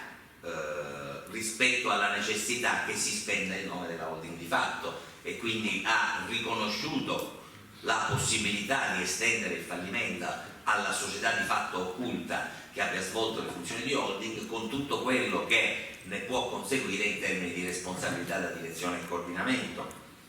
Ancora in tema, e questo è uno degli aspetti che trovo più problematico da comprendere in tema di responsabilità da direzione e coordinamento. Ci sono almeno 2 sentenze del Tribunale di Milano, la più recente del 18 dicembre 2015, in cui si afferma la responsabilità della holding per interruzione dell'assistenza finanziaria alla controllata, il che comporta un problema gravissimo nei confronti del Consiglio di amministrazione, perché ove l'applicazione di questo principio venisse effettuata in maniera rigida si finirebbe per creare la confusione in colui che gestisce anche la controllata su cosa sia giusto, se far proseguire l'attività di una società che non è più in grado di generare utilità e quindi facendola proseguire aggravando il dissesto, oppure se interromperla, ma l'interruzione violenta ad avviso del Tribunale di Milano, ormai almeno in 2 pronunce, comporta responsabilità ex articolo 2497. Ancora Nicolò Briani richiamava la sentenza del Tribunale di Bologna che ha escluso la legittimazione del liquidatore, la legittimazione autonoma del liquidatore giudiziale nel concordato preventivo, ma una recentissima sentenza del Tribunale di Trento la afferma in maniera netta. E ancora la Cassazione con la sentenza 17.659 di quest'anno, che attribuisce al curatore comunque una legittimazione, direi indiscriminata, nella proposizione delle azioni di responsabilità anche nell'ambito dei fallimenti che riguardino le SRL che pure ha norme sulla responsabilità decisamente più ristrette, quantomeno in termini testuali, rispetto alle norme in materia di società per azioni. Ecco, noi ci troviamo quindi in presenza di un fenomeno per effetto del quale chi agisce in responsabilità, che sia il socio, che sia il creditore o, come nella stragrande maggioranza dei casi accade, che sia il rappresentante di una procedura concorsuale, ha a disposizione una serie innumerevole di soggetti nei confronti dei quali agire. Rispetto a questa enorme possibilità di ampliamento della platea soggettiva, la giurisprudenza però registra un significativo irrigidimento sul piano della imputabilità oggettiva dei fatti generatori di responsabilità. Una recentissima sentenza del Tribunale di Milano del mese di ottobre ribadisce un principio che era già stato affermato dallo stesso Tribunale, per cui i fatti di bancarotta preferenziale non possono essere dedotti a titolo di responsabilità da parte del curatore, perché la bancarotta preferenziale non genera un danno al patrimonio sociale, ma genera un danno ai singoli creditori che sono stati lesi dalla condotta preferenziale degli amministratori, il che forse non si confronta con un tema più astratto. La bancarotta preferenziale resta un reato, in quanto reato dal punto di vista civilistico dovrebbe essere anche un fatto illecito e quindi potrebbe comunque individuarsi una fonte di responsabilità nell'aver posto in essere un fatto illecito. Resta il dato secondo cui il Tribunale di Milano in questo senso è rigidissimo nel non riconoscere legittimazione al curatore fallimentare con riguardo ai fatti di bancarotta preferenziale. Ancora recentemente il Tribunale di Roma, direi molto opportunamente, segnala la significativa differenza che dal punto di vista oggettivo intercorre fra un'azione di responsabilità nei confronti di un amministratore e un'azione di responsabilità nei confronti di un liquidatore, perché il panorama e le prospettive di una società in liquidazione cambiano completamente, dico una banalità, dopo l'apertura della fase di liquidazione. Quindi rispetto all'operato del liquidatore non ci si può mai porre nella stessa maniera in cui ci si pone rispetto all'operato degli amministratori. Ma pensiamo ancora alla recente giurisprudenza della Cassazione, che ha già registrato diversi echi in giurisprudenza, sezioni unite del 2015, con riguardo al danno nell'ambito delle procedure concorsuali in cui non sia stato possibile per il curatore ricostruire alcunché per effetto della mancanza delle scritture contabili. Tradizionalmente si affermava in casi di questo genere è possibile richiedere ai componenti degli organi sociali un danno parificato sostanzialmente al deficit fallimentare. Orientamento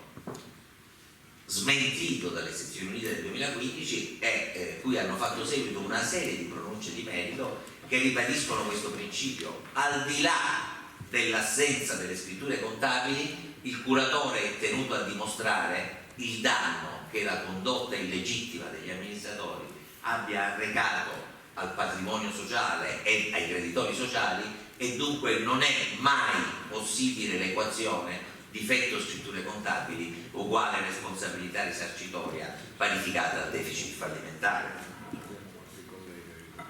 Per non parlare della enorme rigidità della posizione che il Tribunale di Milano,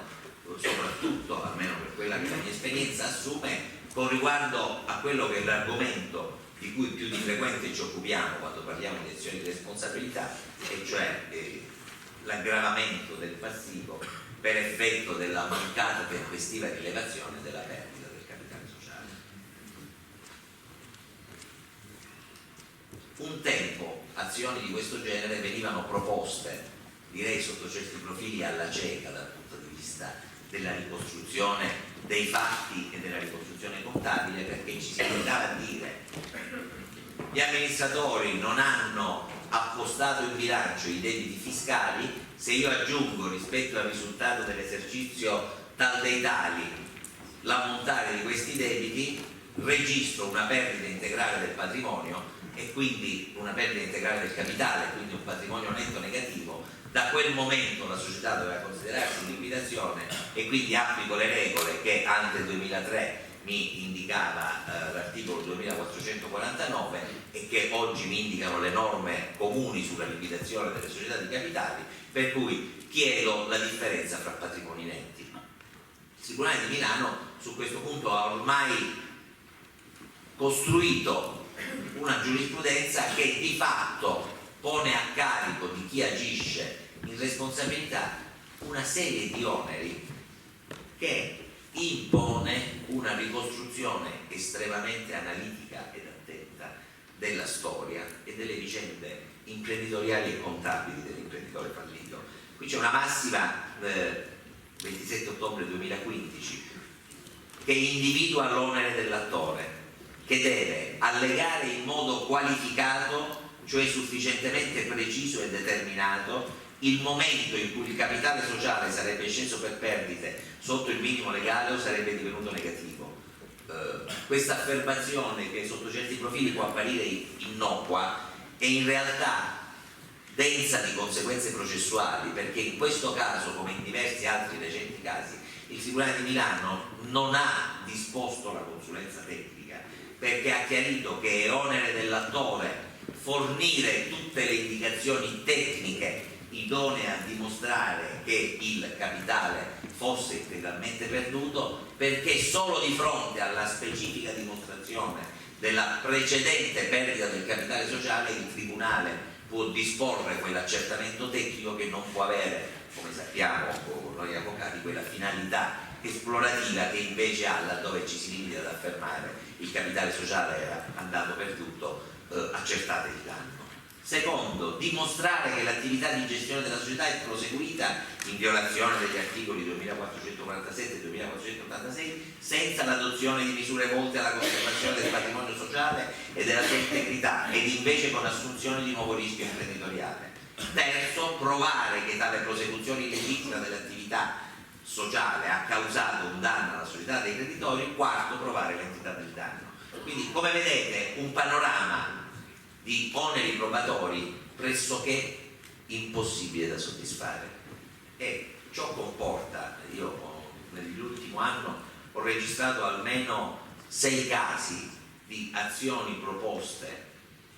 da procedure concorsuali nei confronti di una platea soggettiva estremamente allargata, che si sono concluse con condanne alle spese di lite che superavano ampiamente il $500.000 nel complesso, perché poi quanto più rilevante la richiesta risarcitoria, tanto più rilevante la condanna alle spese che ne consegue, anche al di là dei casi di responsabilità processuale aggravata di cui parlavo,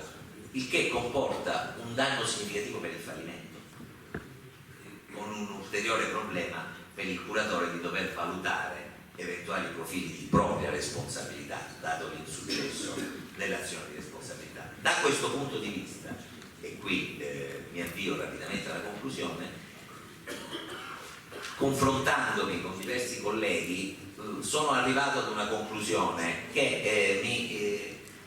mi ha molto colpito l'intervento del presidente dell'ordine dei commercialisti, perché devo dire che ignoravo la nuova norma del codice deontologico appunto adottato dall'ordine dei commercialisti, perché mi pare che ci si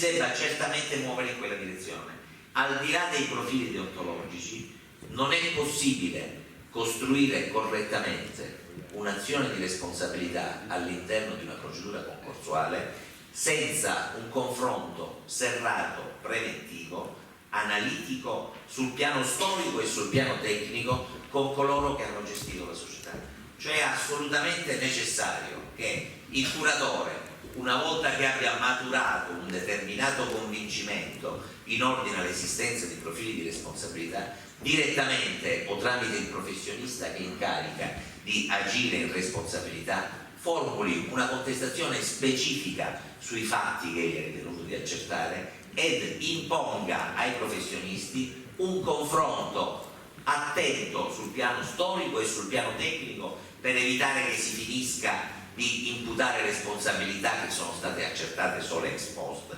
perché solo questo confronto consente quella operazione, direi, di scrematura soggettiva ed oggettiva che può portare alla proposizione di un'azione, direi, mirata, cioè una volta che sia accertato il fatto di responsabilità e una volta che sia chiarito il perché dell'agire da parte degli organi sociali, allora sarà possibile valutare concretamente se quell'agire integri fatto generatore di responsabilità e quali danni quella determinata azione abbia portato. Grazie.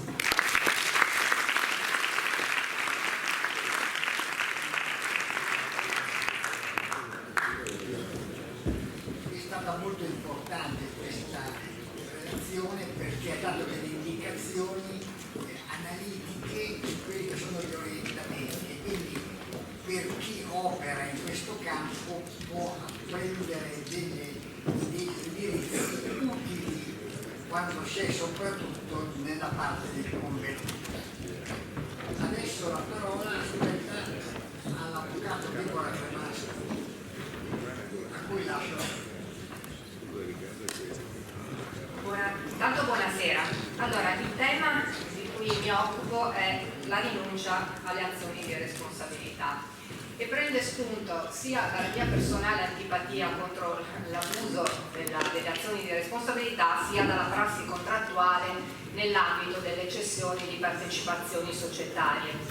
nell'ambito delle quali molto spesso viene inserito il cosiddetto patto di rinuncia alle azioni di responsabilità, cioè un patto per il quale l'acquirente della partecipazione integrale della società o comunque di maggioranza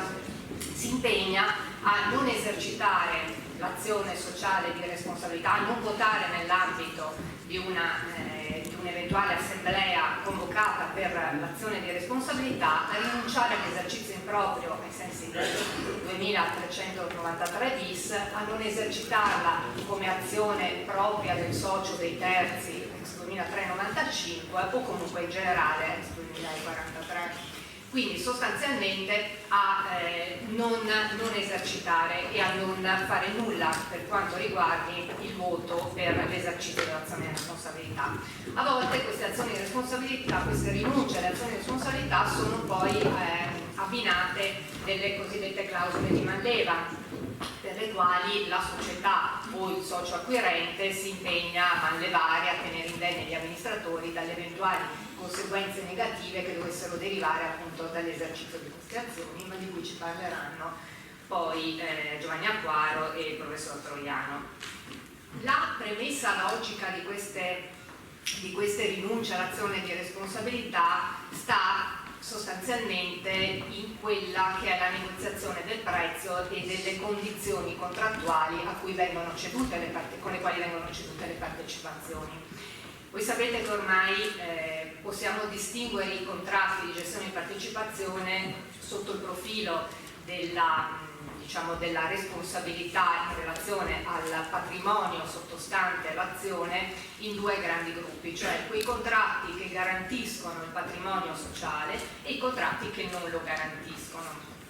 E questo perché abbiamo sostanzialmente come premessa il fatto che ormai per giurisprudenza assolutamente consolidata il trasferimento della partecipazione non è trasferimento del patrimonio sociale, quindi sostanzialmente se non è espressa una garanzia sul patrimonio sociale il patrimonio non è garantito, è garantita solo il trasferimento del bene di primo grado che è l'azione, ma non i beni di secondo grado che sono costituiti dal patrimonio sociale. Molto spesso quando c'è una cessione di partecipazioni di società che siano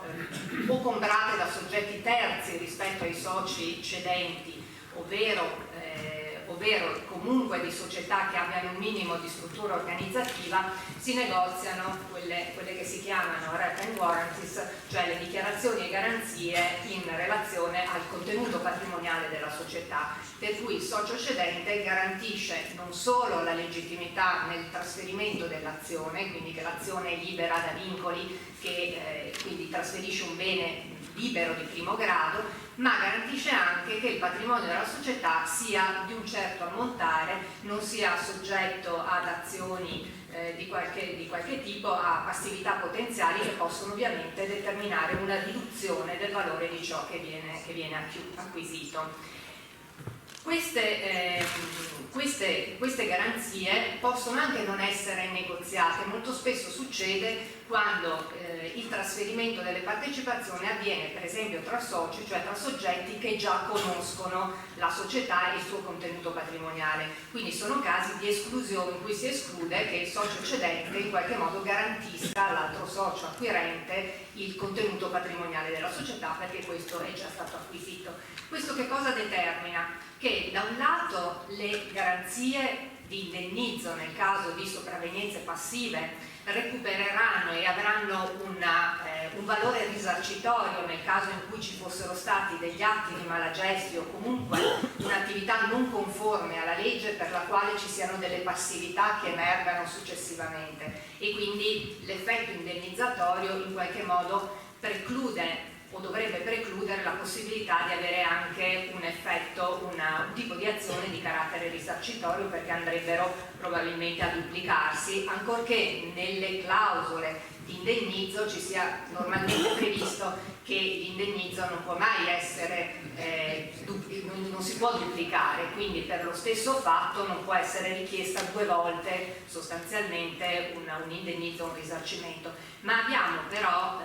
due soggetti diversi, perché in un caso abbiamo il socio cedente e l'acquirente, dall'altro abbiamo la società e l'ex amministratore, quindi dei soggetti potenzialmente diversi, per cui lo stesso fatto potrebbe essere generatore di due diversi tipi di risarcimento di indennizzo. Nel caso invece di soci che comprino azioni di altri soci, ovviamente il minor valore derivante da una possibile passività potenziale è già stato scontato nel prezzo, quindi il socio che già conosce quali potrebbero essere i rischi insiti nella partecipazione e nell'eventuale gestione non corretta della società, in qualche modo l'ha già fatto valere in sede di prezzo. Quindi da un lato perché abbiamo delle garanzie, dall'altro perché abbiamo già scontato il prezzo dell'eventuale danno che potrebbe emergere, in qualche modo questo fa sì che non solo si voglia chiudere una partita da parte degli amministratori uscenti, ma che in realtà l'eventuale danno se ne sia già tenuto conto in sede contrattuale. E si inseriscono pertanto queste clausole di rinuncia. Clausole che sono inserite anche in un contesto più generale di pattuizioni di obbligazioni in sede di esecuzione, quindi nel contratto preliminare di cessione di partecipazioni avremo delle esecuzioni che sono complesse, nelle quali oltre al chiaro trasferimento delle azioni o delle quote di società avremo anche il fatto che gli amministratori emanazione del socio cedente debbano dare le dimissioni, che a fronte delle dimissioni ci sia la convocazione dell'assemblea per la sostituzione degli amministratori, a volte gli stessi soci uscenti si impegnano a votare la sostituzione degli amministratori con i nominativi indicati dal socio acquirente, se sono per esempio quote di SRL per cui l'efficacia del trasferimento ce l'avremo solo con l'iscrizione al registro imprese e non per esempio nelle SPA, per le quali con la girata e l'iscrizione al libro soci potremmo già votare, e quindi con il cosiddetto scarico di responsabilità. Queste clausole inserite nei contratti sono evidentemente dei patti parasociali e sebbene i patti parasociali siano stati sdoganati assolutamente con la riforma del diritto societario, ma già prima, in realtà su queste clausole di rinuncia all'azione di responsabilità ci sono profili importanti di possibile invalidità. In particolare, mentre la dottrina qualche spiraglio lo lascia soprattutto per le clausole di rinuncia alla responsabilità successiva e non preventiva, quindi chiusura del mandato gestorio dell'amministratore,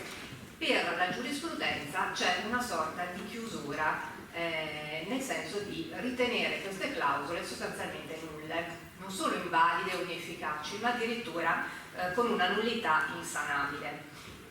Ci sono in realtà poche sentenze che hanno preso in considerazione questo tipo di patti, ma tranne l'ultima di cui parlava prima il professor Benatti del Tribunale di Roma, sono tutte nell'ottica di ritenere nulle le clausole di rinuncia all'azione di responsabilità e vanno sostanzialmente dalla Cassazione del 94, che diciamo è quella che così ha individuato il principio generale per il quale il patto parasociale è valido nel limite in cui rispetti l'interesse sociale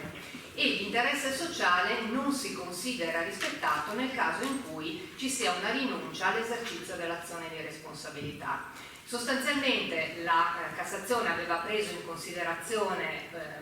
un accordo per il quale i soci, sempre in sede di cessione di partecipazione, i soci acquirenti si erano impegnati a non esercitare l'azione nei confronti dei soggetti dell'amministratore, che era anche il socio uscente, avevano poi esercitato l'azione nei confronti di questo soggetto, era stato eccepito il fatto che si fossero impegnati a non esercitarla e che quindi in qualche modo avrebbero dovuto o risarcire a loro volta il soggetto che era stato colpito da un'azione in violazione del patto, ma la Cassazione aveva ritenuto che il patto fosse contrario all'interesse sociale perché l'interesse primario della società era quello della reintegrazione del suo patrimonio. Quindi, proprio perché l'interesse della società era in contrasto con quello dei soci, il limite di validità era individuato proprio nell'interesse sociale. Quindi il patto parasociale è valido in generale, non è valido se contrasta con l'interesse della società. E quindi il limite pattizio di voto tra i soci nell'interesse personale dei soci e non nell'interesse della società aveva determinato la dichiarazione di nullità del patto parasociale che era stato stipulato. Ancora, sempre la Cassazione, poi nel 2010, quindi passati un po' di anni e sempre sul presupposto che il patto parasociale in generale sia valido, quindi ancora non si pone un tema sulla validità del patto parasociale, ma sul suo contenuto specifico nell'ambito delle rinunce alle azioni di responsabilità, la Cassazione ritiene ancora che il socio non possa vincolare il diritto di voto contro l'interesse della società e quindi il conflitto di interesse risulta pacifico dal patto in cui partecipa lo stesso amministratore socio uscente dalla società, che non avrebbe potuto votare contro l'azione di responsabilità contro se stesso, quindi non avrebbe potuto esercitare quel voto e nemmeno lo può fare in sede parasociale. E quindi in questo caso ritiene che il patto di rinuncia all'azione di responsabilità sia nullo perché l'oggetto o i motivi comuni ai soci che l'hanno sottoscritto siano illeciti. Quindi per un'illecità dell'oggetto anche in questo caso il patto è stato considerato nullo. Per le stesse sostanziali ragioni è stato ritenuto nullo in due casi, dal Tribunale di Milano con un'ordinanza in sede cautelare e anche con una sentenza del 2014, ritenendo sempre che l'oggetto, i motivi per i quali questo patto veniva sottoscritto fossero illeciti e quindi necessariamente il patto fosse nullo. Il passaggio interessante del Tribunale di Milano in questo caso è che ritiene che l'unica sede in cui sia possibile rinunciare all'azione di responsabilità sia la sede assembleare, quindi che si applichi il 2393 per la parte di rinuncia all'azione di responsabilità. Quindi la rinuncia all'azione di responsabilità sarebbe possibile solo tramite il passaggio assembleare. Tutte le pattuizioni di carattere parasociale e contrattuale inserite appunto nei contratti di cessione delle partecipazioni sarebbero nulle. Arriviamo poi alla fine al Tribunale di Roma, che è sentenza dell'anno scorso, che invece ritiene valido il patto parasociale, quindi la pattuizione con la quale i soci si impegnano a non esercitare l'azione di responsabilità, purché questa rinuncia sia fatta a posteriori, dopo aver conosciuto l'attività che era effettivamente stata svolta dagli amministratori e quindi in qualche modo sia stato possibile prendere cognizione di quali potevano essere gli effettivi atti di malagestio e le eventuali responsabilità di questi e in questo caso assumere una delibera in questo senso, una decisione in questo senso, ovvero una delibera. Mentre ritiene che comunque sarebbero nulli i patti che prevedessero un esonero da responsabilità preventiva rispetto all'assunzione della carica di amministratore. Quindi prima che i fatti vengano svolti, gli atti dell'amministratore e gli atti gestori vengano svolti, sarebbe comunque nulla un patto di esonero da responsabilità. Ma allora ci domandiamo, il fatto che continuiamo a inserire questi patti negli accordi di cessione delle partecipazioni e continuiamo a negoziare patti parasociali di questo genere, lo facciamo solo perché è meglio che ci siano piuttosto che non ci siano, oppure in qualche modo li possiamo difendere? Perché ci dobbiamo domandare se l'autonomia privata e quindi la possibilità di contrattare delle clausole di questo tipo sia effettivamente preclusa da questa, diciamo, giurisprudenza quasi granitica nell'ottica della nullità, oppure ci siano dei margini e delle modalità con le quali queste clausole di rinuncia alla responsabilità possono essere valide. Allora ci dobbiamo domandare innanzitutto perché la Cassazione e i tribunali di merito ritengono nulle queste clausole. Lo ritengono sostanzialmente per due motivi, e sono: una, la contrarietà all'ordine pubblico, due, la contrarietà a norme imperative. In qualche modo i due argomenti finiscono per sovrapporsi. La contrarietà, e ritengono norme imperative quelle norme societarie che riguardano la responsabilità degli amministratori, cioè il 2373 sulla responsabilità, sulla corretta gestione della società, 2393 sull'azione sociale di responsabilità e 2392 sempre sulla responsabilità degli amministratori. Ora, dobbiamo innanzitutto prendere atto che effettivamente il patto di rinuncia all'azione di responsabilità coinvolge l'interesse sociale, perché di questo non c'è dubbio, che nel momento in cui i soci decidono di non esercitare un'azione o si impegnano a non esercitare un'azione, in qualche modo intersecano l'interesse della società. Ma il patto però non incide direttamente sulla società, cioè non incide direttamente sulle decisioni societarie, ma sta su un piano parasociale, per cui se vogliamo mantenere la classica distinzione tra sociale e parasociale, dobbiamo anche dire che il parasociale non incide direttamente sul sociale, per cui il socio che si è impegnato a non esercitare l'azione di responsabilità può sempre violare l'impegno con il quale si è impegnato, per cui in realtà può sempre andare a votare l'azione di responsabilità, sarà nell'ambito della sua valutazione di interessi valutare se il suo interesse ad adempiere all'obbligo che si è assunto sia minore o maggiore l'interesse sociale che avrà quale socio di quella società. Ma il 2373 la possiamo considerare una norma imperativa? Allora, il 2373 parla di conflitto di interessi e dice che il socio in conflitto di interessi, se avesse votato e il suo voto fosse determinante nell'assunzione di una determinata delibera, quella delibera è impugnabile. Allora, innanzitutto non sembra privare i soci dal potere di determinare il rapporto sociale, quindi il socio in conflitto di interessi può sicuramente andare e votare nell'assemblea. La tutela da che cosa è data? Dalla possibilità per i soci di minoranza di impugnare la delibera, purché ci sia una minoranza qualificata che nelle società non aperte al pubblico è del 5%, quindi il socio che abbia almeno il 5% del XX capitale sociale può impugnare la delibera. Ma allora, se il socio può impugnare la delibera e la tutela sta nell'impugnazione e contemporaneamente è una delibera impugnabile per annullabilità, quindi non è nulla la delibera assunta in conflitto di interessi, e noi abbiamo un ordinamento per il quale una volta, allora innanzitutto la delibera è immediatamente efficace, quindi fin tanto che non dovesse essere dichiarata nulla o annullabile la delibera è efficace. Decorso il termine per impugnarla, la delibera diventa definitivamente efficace.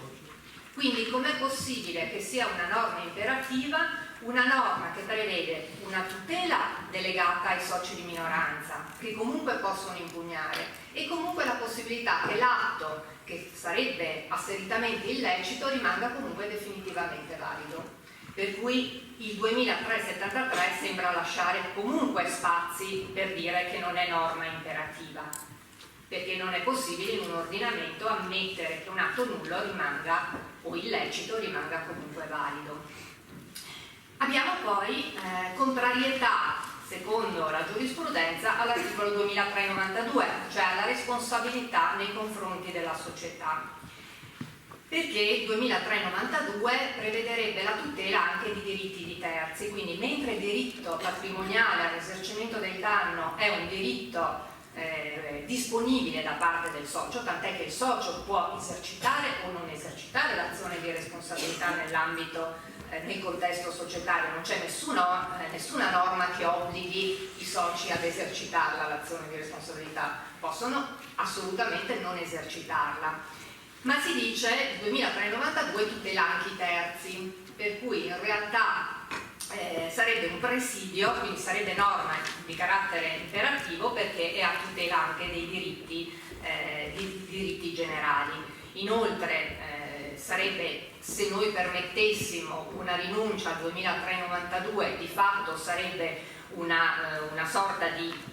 deroga alla regola della corretta gestione della società e quindi ancora una volta sarebbe in contrasto con un principio di carattere generale. Ma dobbiamo considerare che il 2392 per i patti di cui stiamo parlando sarebbe già stato sostanzialmente esercitato, cioè noi stiamo parlando di una rinuncia ex post rispetto a un'attività gestoria già esercitata, per cui la corretta gestione, se c'è stata, c'era prima, non è che perché io rinuncio a posteriori all'azione di responsabilità sostanzialmente deroghi al principio della corretta gestione della società. In secondo luogo, il patto non opera sul piano del diritto, cioè non tocca il diritto, tocca solo il fatto di rinunciare all'azione. Non vi è ovviamente esclusione della regola di diligenza e, come vi dicevo, non c'è norma che imponga di esercitarla. E in più l'Assemblea avrebbe comunque il potere di rinunciare, di transigere o di rinunciare, quindi anche in questo caso è una norma che dà la possibilità comunque di una rinuncia, quindi se c'è possibilità di una rinuncia non può di per sé essere una norma imperativa. Il 2393, cioè l'azione sociale di responsabilità, si è detto deve esserci in qualche modo una sanzione per gli amministratori che svolgono un'attività non correttamente. Ma anche in questo caso il 2393 non è l'unica norma che prevede l'azione di responsabilità ed è una norma interna, perché è l'azione sociale. In realtà gli interessi dei terzi sono tutelati da norme differenti, sono tutelati dalle norme di cui al 2394, l'azione dei creditori sociali, 2394 bis l'azione del curatore, 2395 l'azione diretta del socio del terzo. Quindi ancora una volta noi abbiamo norme che non sono esclusivamente a tutela degli interessi dei terzi, perché i terzi sono tutelati da altre norme. In più abbiamo altri soggetti come il collegio sindacale che in teoria può esercitare le azioni. Quindi nei confronti degli amministratori noi abbiamo altre azioni e abbiamo altri soggetti che possono agire.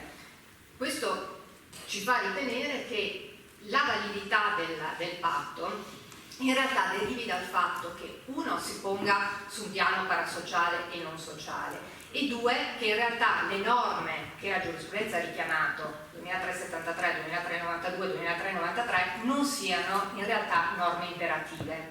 Questo ci permette di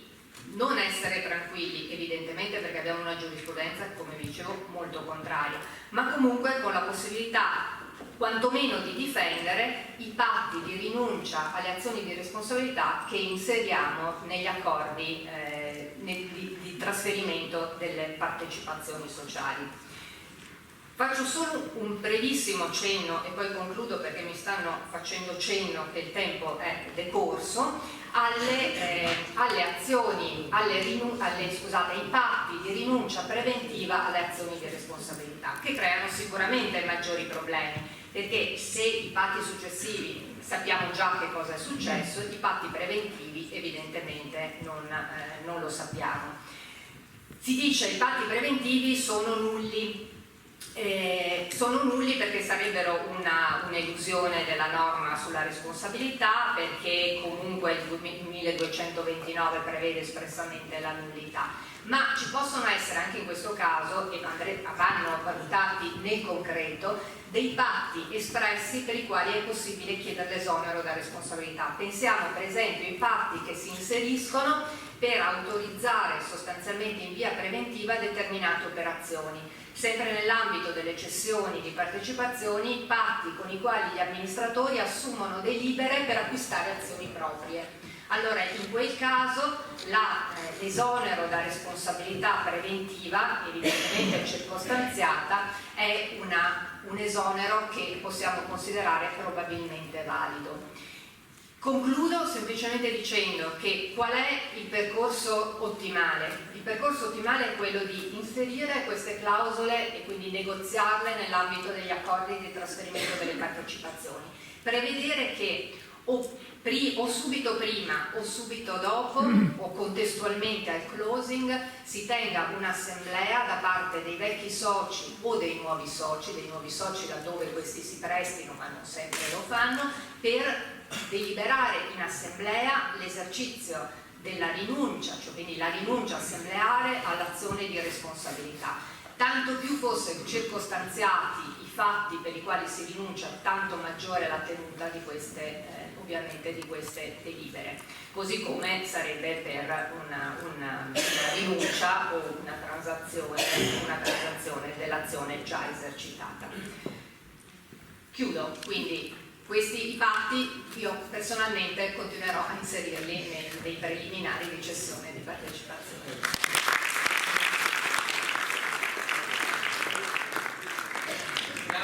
Insieme contraddicendo una tesi del professor Alberti, che ha detto che si resta attenti per un paio d'ore,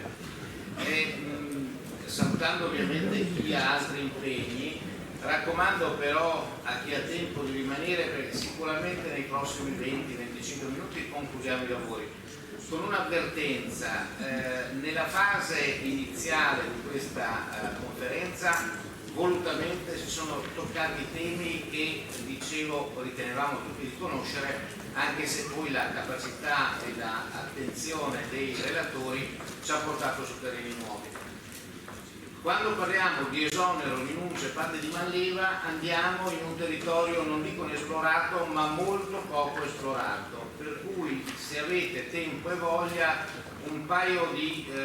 quarti d'ora, per cui lasciamo lo spazio all'avvocato Acquaro prima, al professor Troiano poi, per parlare di patti di manleva che, vedi caso, siccome qua oggi si è un po' sbagliato il riferimento geografico, hanno riguardato proprio Vicenza, dove peraltro non risulta arriva l'Adige, però vedremo, insomma, se siamo da fare qualcosa possiamo fare. Già ci sono stati problemi voglio dire, con le inondazioni, se portiamo anche l'Adige forse è un disastro. Però un lodo che ci ricorderà l'avvocato Acquaro ha riguardato proprio una situazione vicentina molto particolare, molto, come dire, che ha attirato molto l'attenzione anche della stampa, dove il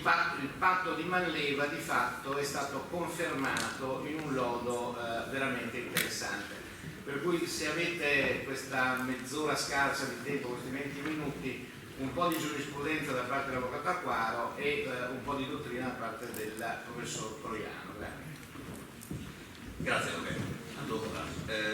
il patto di manleva è la giurisprudenza, come diceva l'avvocato Lambertini, il mio intervento si incentrerà su questo lodo del 2012, tra l'altro componente del collegio arbitrale era appunto il professor Benatti, che adesso ci ha lasciato, e che è un lodo, lo vedremo, che si fa carico in qualche modo di ridare forza al patto di manleva, devo dire molto bistrattato dalla giurisprudenza dei primi anni del 2000, le prime giurisprudenze che iniziano a mettere in seria discussione la validità del patto di manleva iniziano infatti a risalire al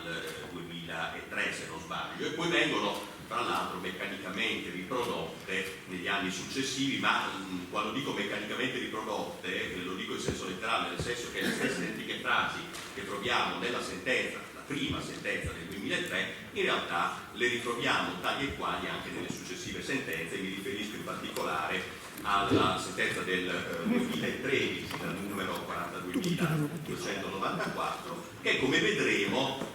registra un'inversione di tendenza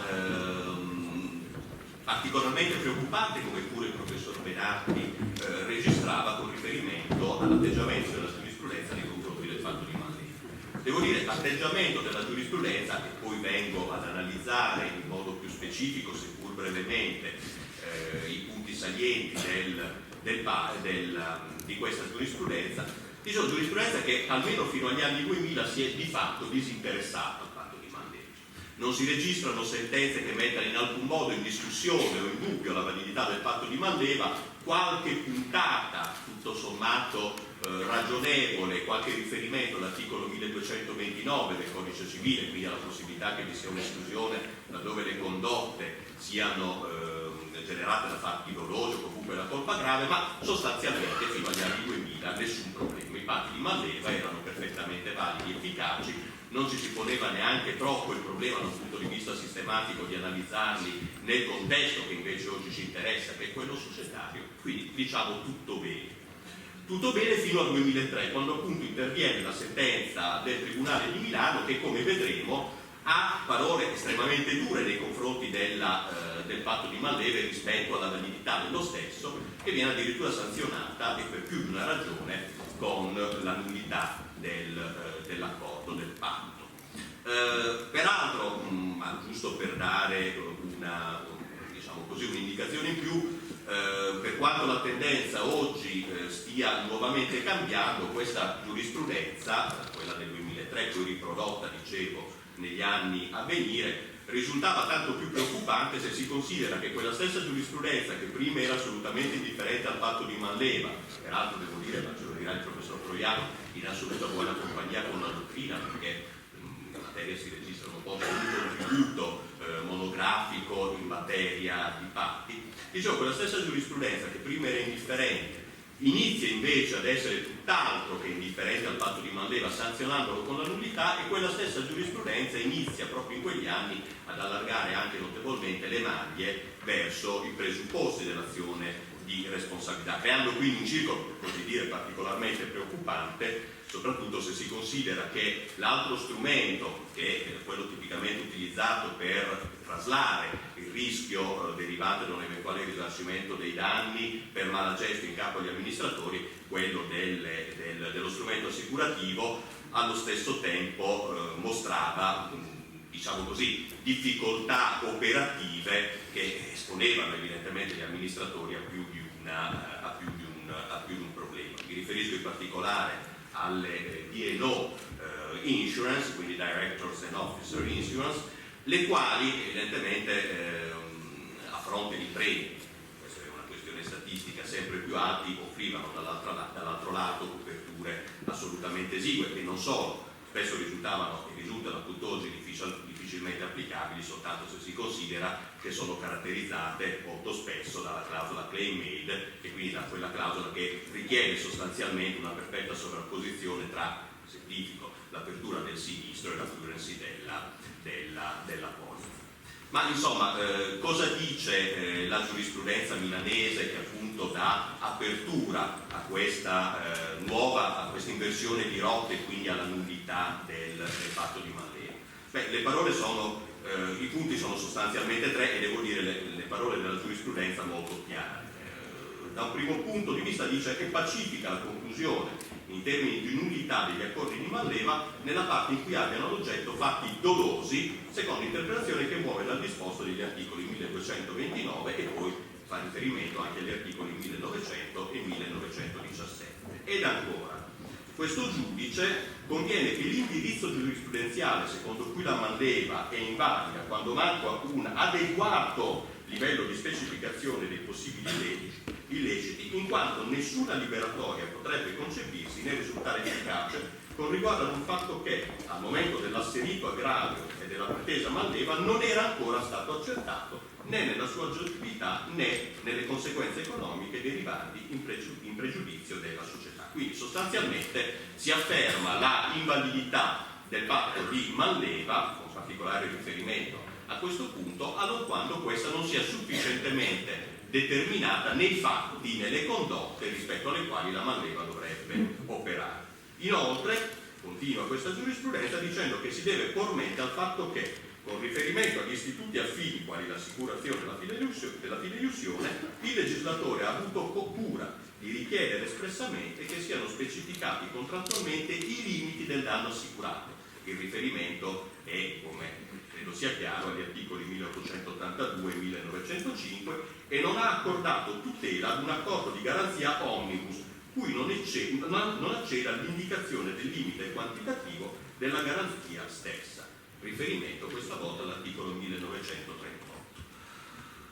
In sintesi, il patto di manleva, secondo questa giurisprudenza, risulta sostanzialmente nullo quando evidentemente faccia riferimento a fatti che sorgano per responsabilità derivanti da fatti dolosi, quando manca la determinatezza dei fatti addebitati al manlevato, quando manchi di fatto un tetto massimo di responsabilità del manlevatore nei confronti del manlevato. Dicevamo, lodo arbitrale del 2012, peraltro lodo, questo va segnalato, inedito, ma che poi è stato anche confermato dalla Corte d'Appello di Venezia nel giudizio di impugnazione, questo con la sentenza da 2722 del 2015, che in qualche modo si fa carico di restituire, in qualche modo di arginare questa giurisprudenza e di restituire quindi validità al patto di manleva, ovviamente nei limiti in cui le obiezioni sollevate dalla giurisprudenza potessero essere superate. Con riferimento alla questione sarò estremamente sintetico, ma insomma con riferimento alla questione del dolo, il lodo si limita in realtà a fare una considerazione tutto sommato abbastanza semplice, ma tutto sommato altrettanto evidente, cioè che il riferimento è non conferente per la semplice ragione che il patto di manleva non è un patto che esclude la responsabilità dell'amministratore, ma è ben più correttamente un patto che procura la traslazione del rischio da parte di un soggetto ad un altro dell'eventuale risarcimento danni che derivi da una condotta di malagestio. Da qui appunto l'indicazione che la nullità, così come era stata evidenziata dal Tribunale di Milano, tutto sommato invece non doveva essere comminata nei confronti del patto oggetto del giudizio arbitrario. Ed ancora con riferimento alla determinatezza del patto, anche qui devo dire il lodo prende posizione in modo molto chiaro, dicendo sostanzialmente questo, e cioè che l'esigenza di determinatezza non deve confondersi con l'esigenza di completezza della fattispecie negoziale dedotta all'interno del patto di manleva.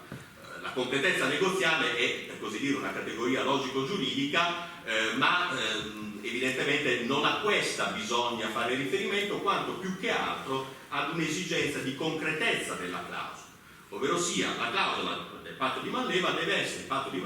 essere strutturato in modo tale che le parti siano effettivamente in grado di conoscere qual è l'impegno, in particolare il manlevatore evidentemente, l'impegno che le stesse assumono allorquando sottoscrivono il patto. Ovviamente è anche una considerazione di buon senso, perché laddove ci si abbandonasse, per così dire, ad un'idea di mera completezza della clausola, evidentemente questa clausola, il patto di manleva, sarebbe di fatto non sottoscrivibile, perché le parti si impegnerebbero ad inserire tutte le possibili fattispecie per poter poi essere esonerati da responsabilità. Dicevo, le parole del lodo in questo senso sono estremamente chiare. Afferma infatti che è sufficientemente circoscritto, o meglio, la clausola è valida in quanto sia sufficientemente circoscritta le conseguenze che sul patrimonio possono derivare da ipotesi di malagestio, in ipotesi compiute dagli amministratori, in un arco di tempo non eccessivamente ampio e di riferimento ad una situazione sufficientemente nota ad entrambe le parti. Sostanzialmente si dice, secondo un criterio di concretezza, le parti devono essere consapevoli delle situazioni oggetto della manleva e soprattutto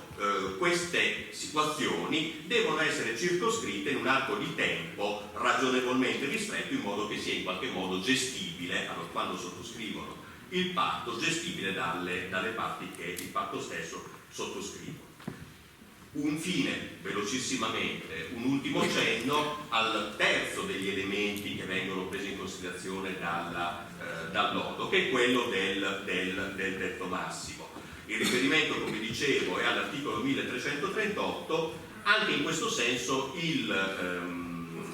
lodo prende posizione molto netta, dicendo sostanzialmente che cosa? Evidentemente l'articolo 1338 non può trovare applicazione tout court all'interno degli accordi di manleva, per la semplice ragione che nasce con una finalità diversa, che era quella di evitare che vi fosse un'espansione indiscriminata del rischio allorquando si andava a sottoscrivere, riferimento evidentemente alla fideiussione omnibus, un rischio incontrollato da parte del fideiussore nei confronti del creditore. Tra l'altro aggiungendo che si tratta peraltro di norma a natura, ma questo ce lo dirà poi probabilmente meglio il professor Troiano, norma con diciamo così, natura speciale, quindi sicuramente non applicabile per analogia ad una fattispecie diversa da quella per la quale la stessa era stata creata. Questo è in estrema sintesi la carrellata che si può fare oggi e che viene chiusa appunto con questo lodo. Qual è diciamo così, l'insegnamento, che veramente chiudo, che possiamo trarre da questa carrellata allorquando andiamo a sottoscrivere degli accordi di manleva? Beh, prima di tutto di escludere in modo espresso, ma questo tutto sommato è abbastanza evidente, responsabilità derivanti da fatti dolosi. Ed ancora indicare, ovviamente in modo quanto più possibile dettagliato, ma secondo un criterio di concretezza, le specifiche attività o gli specifici specifici rapporti che possano generare responsabilità, possibilmente delimitandoli all'interno di un arco temporale sufficientemente contenuto, indicare ove possibile l'importo massimo, perché evidentemente comunque la giurisprudenza, quanto superata da questo nodo, ma la giurisprudenza milanese sul punto è a tutt'oggi abbastanza chiara. Rispetto a quanto mi ha detto l'avvocato Cremasco e mi fermo in 3 minuti, sì, ce lo faccio.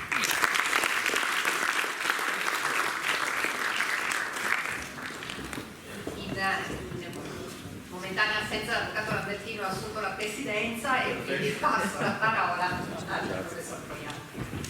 Grazie Presidente. Allora, poiché sono stati evocati oggi cieli corruschi, meteoriti, scenari apocalittici, cercherò di essere breve per non incorrere negli strali del pubblico in questo caso e del Presidente dei lavori. Però ecco, il lavoro mio è in buona parte semplificato dall'intervento che mi ha preceduto, perché l'avvocato Acquaro vi ha offerto un quadro molto chiaro di quello che è oggi lo stato dell'arte per quanto riguarda la giurisprudenza in materia di manleva, in particolare manleva in favore degli amministratori. Un quadro che, come già il professor Benatti ha accennato, mette questo istituto in seria crisi, una crisi direi quasi di identità, al punto da renderlo uno strumento sempre meno sicuro al fine di tutelare e garantire gli amministratori e in particolare nella fase di acquisizione dei pacchetti azionari o in quelle fasi in cui, quando ci si affida particolarmente in società che si trovano in situazioni particolari a manager e amministratori di particolare qualificazione e questi tuttavia subordinano l'accettazione del loro incarico a garanzie e rassicurazioni per quanto riguarda la possibilità di incorrere in responsabilità, ecco, dicevo, chiedendo quindi manleve in proprio favore, ecco, questo strumento in particolare rischia di essere uno strumento spuntato per molti aspetti. Allora, le ragioni sono state già evidenziate, le ragioni di perplessità che sono sollevate in particolare da questa giurisprudenza cautelare del Tribunale di Milano, quella più recente del 2013 e del 2014, peraltro queste ultime 2 ordinanze riguardanti la stessa fattispecie concreta. Io riprenderò questi punti, o alcuni di questi, però prima vorrei fare un passo indietro e proporre quella che mi pare la costruzione necessaria dell'istituto del patto di manleva, che è un classico istituto civilistico in senso stretto, più che proprio del diritto societario, perché la ricostruzione porta poi all'applicazione o non applicazione di quelle norme che la giurisprudenza milanese richiamata vorrebbe evocare al fine di limitarne l'ambito di applicazione. Con il patto di manleva il mallevatore o mallevante, che dir si voglia, si obbliga nei confronti del mallevato a tenerlo indenne dall'obbligazione risarcitoria o dalle obbligazioni risarcitorie a cui questi potrebbe essere tenuto in forza di una responsabilità, che può essere naturalmente di natura contrattuale, extracontrattuale, nei confronti del terzo danneggiato che possono essere, nel caso di cui qui ci occupiamo, soggetti diversi. Allora, la manleva può prevedere che il mallevante sia tenuto o a rimborsare al mallevato le somme che questi abbia già corrisposto a titolo risarcitorio, oppure che sia tenuto a fornire al mallevato le somme necessarie per adempiere l'obbligazione risarcitoria, o ancora che il mallevante si obblighi a corrispondere direttamente le somme al terzo, in questo caso adempiendo sostanzialmente l'obbligazione risarcitoria altrui. Sempre in relazione alla concreta volontà delle parti, è possibile inoltre, e questo è un aspetto che pesa, direi in maniera significativa, sui risultati, sulle soluzioni che si possono prospettare, è possibile che il mallevante si obblighi rispetto a obbligazioni risarcitorie non ancora sorte perché destinate a sorgere eventualmente da fatti illeciti non ancora compiuti, quindi fatti illeciti futuri, eventuali, oppure che si obblighi a tenerlo indenne da obbligazioni obbligazioni risarcitorie riferite ad attività pregresse, come è il caso normalmente dell'acquisto di partecipazioni in società, in azioni, in cui evidentemente la manleva si riferisce riferendosi alla responsabilità dell'amministratore uscente ad attività pregresse. La giurisprudenza non sembra cogliere sempre pienamente questa necessità di operare questa distinzione, cioè manleva per fatti futuri e manleva per responsabilità invece derivanti da fatti già accaduti. Comunque sia, quale che sia la configurazione concreta, perché i fatti di manleva possono avere le configurazioni più varie, ciò che caratterizza la manleva è l'incertezza in merito all'esistenza, all'AN, o all'importo e al quantum della responsabilità. Anche quando si tratta di responsabilità per fatti pregressi, questa responsabilità è un fatto in sé incerto, almeno è considerato come tale dalle parti nel momento in cui stipulano il patto di manleva. È un'incertezza che costituisce appunto un rischio difficilmente ponderabile per il mallevato ed è la ragione per la quale il mallevato è motivato a chiedere una traslazione del rischio in via preventiva su un soggetto terzo. Questa infatti è la caratteristica fondamentale del patto di manleva, cioè di essere uno strumento, è stato già detto, ma voglio sottolinearlo, di traslazione di un rischio e quindi fondamentalmente un contratto aleatorio, il rischio della responsabilità civile. Perché sottolineo questo aspetto? Perché il condivide così configurata la manleva una funzione, la stessa funzione minima che è propria di altri contratti di traslazione del rischio, prima fra tutti il contratto di assicurazione, come del resto dimostra la prassi che vede le manleve in favore degli amministratori o dei sindaci come surrogati o in altri casi come complementari rispetto alle forme di assicurazione che sono state già richiamate, cioè le polizze di DNO. La conduzione di manleva non sembra invece attagliarsi a quei casi in cui un soggetto assume un'obbligazione risarcitoria che è già accertata, in cui quindi manca l'elemento proprio del rischio. Potremmo anche, in ipotesi, parlare di manleva anche con riferimento a queste clausole, ma il riferimento non ci aiuterebbe a cogliere quei profili di comunanza rispetto a istituti affini, quali appunto quello dell'assicurazione. Perché ho fatto questa premessa? Perché da questa premessa discende innanzitutto quello che ad oggi mi pare forse l'unico punto fermo, anche se qualche riferimento nella giurisprudenza milanese richiamata potrebbe metterlo in discussione rispetto ai patti di manleva in favore degli amministratori, ovvero che il patto di manleva si sottrae alla norma, al divieto di cui all'articolo 1229, perché non è una clausola di esonero dalla responsabilità, è pacifica, è nitida, direi, la diversità strutturale e funzionale esistente fra un patto di manleva e una clausola di esonero dalla responsabilità. Perché? Perché il patto di manleva è stipulato dal debitore della potenziale obbligazione risarcitoria con un terzo che si assume l'onere risarcitorio dell'altro senza entrare in alcun rapporto con la vittima dell'illecito o dell'inadempimento, quindi con il danneggiato, mentre le clausole di esonero della responsabilità intercorrono direttamente, come è ovvio, fra il debitore e il creditore dell'obbligazione risarcitoria.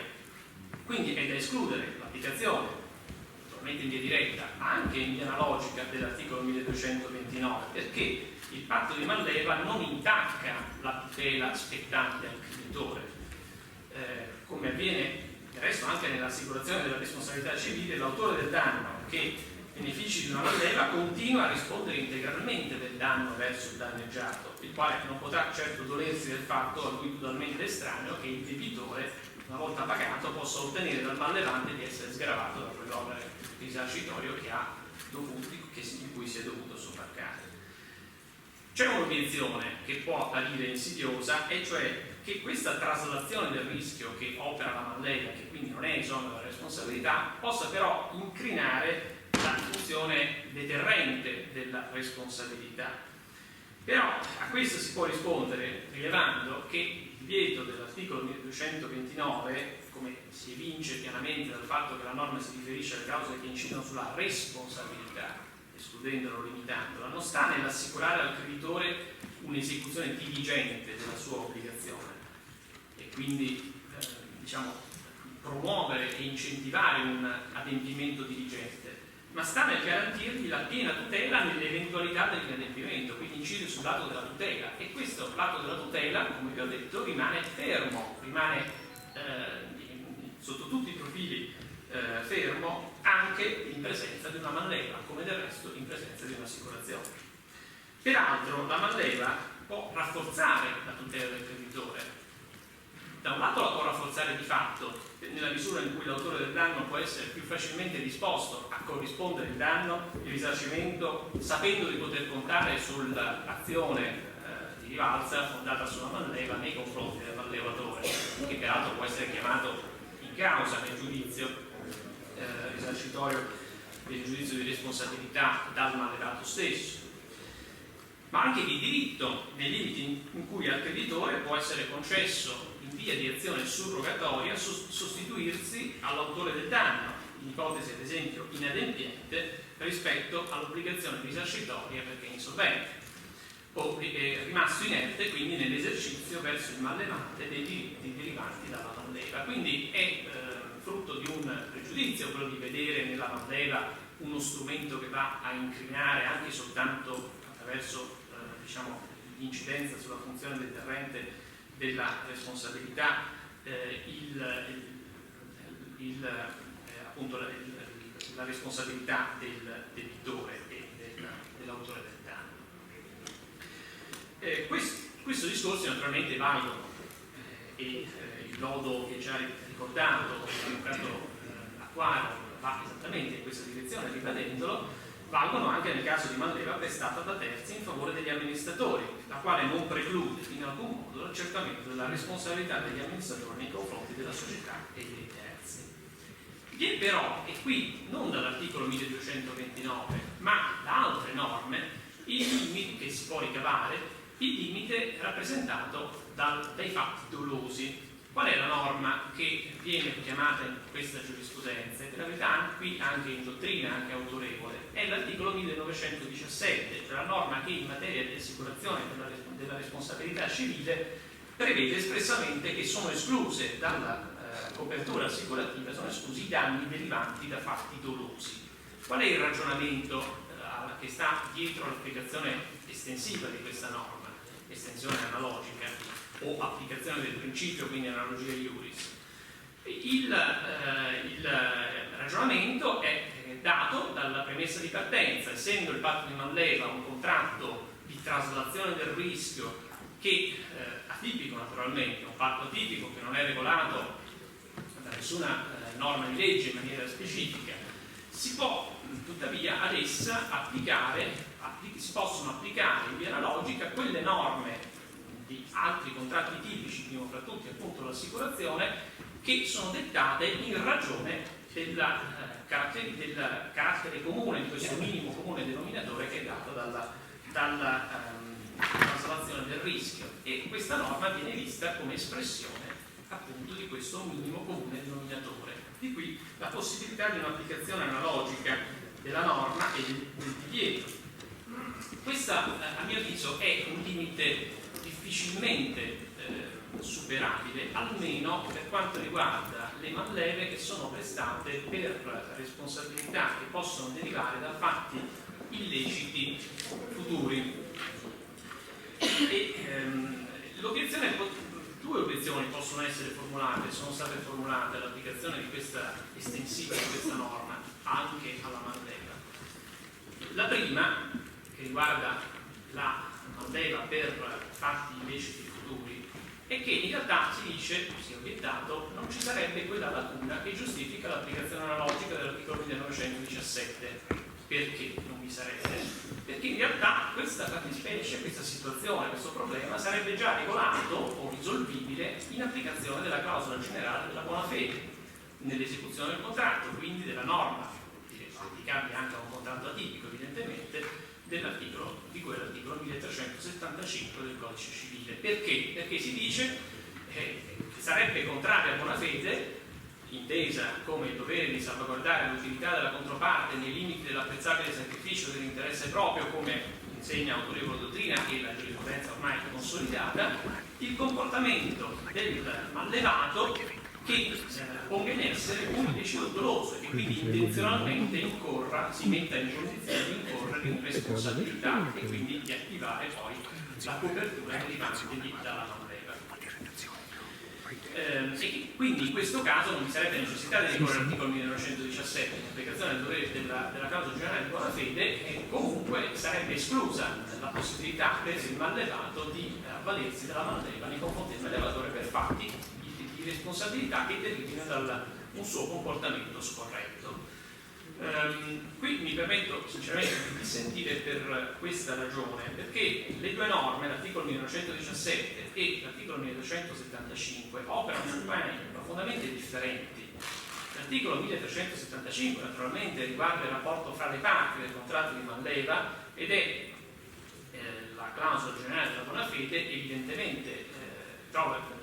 fondamento nella tutela dell'interesse della controparte, di quell'utilità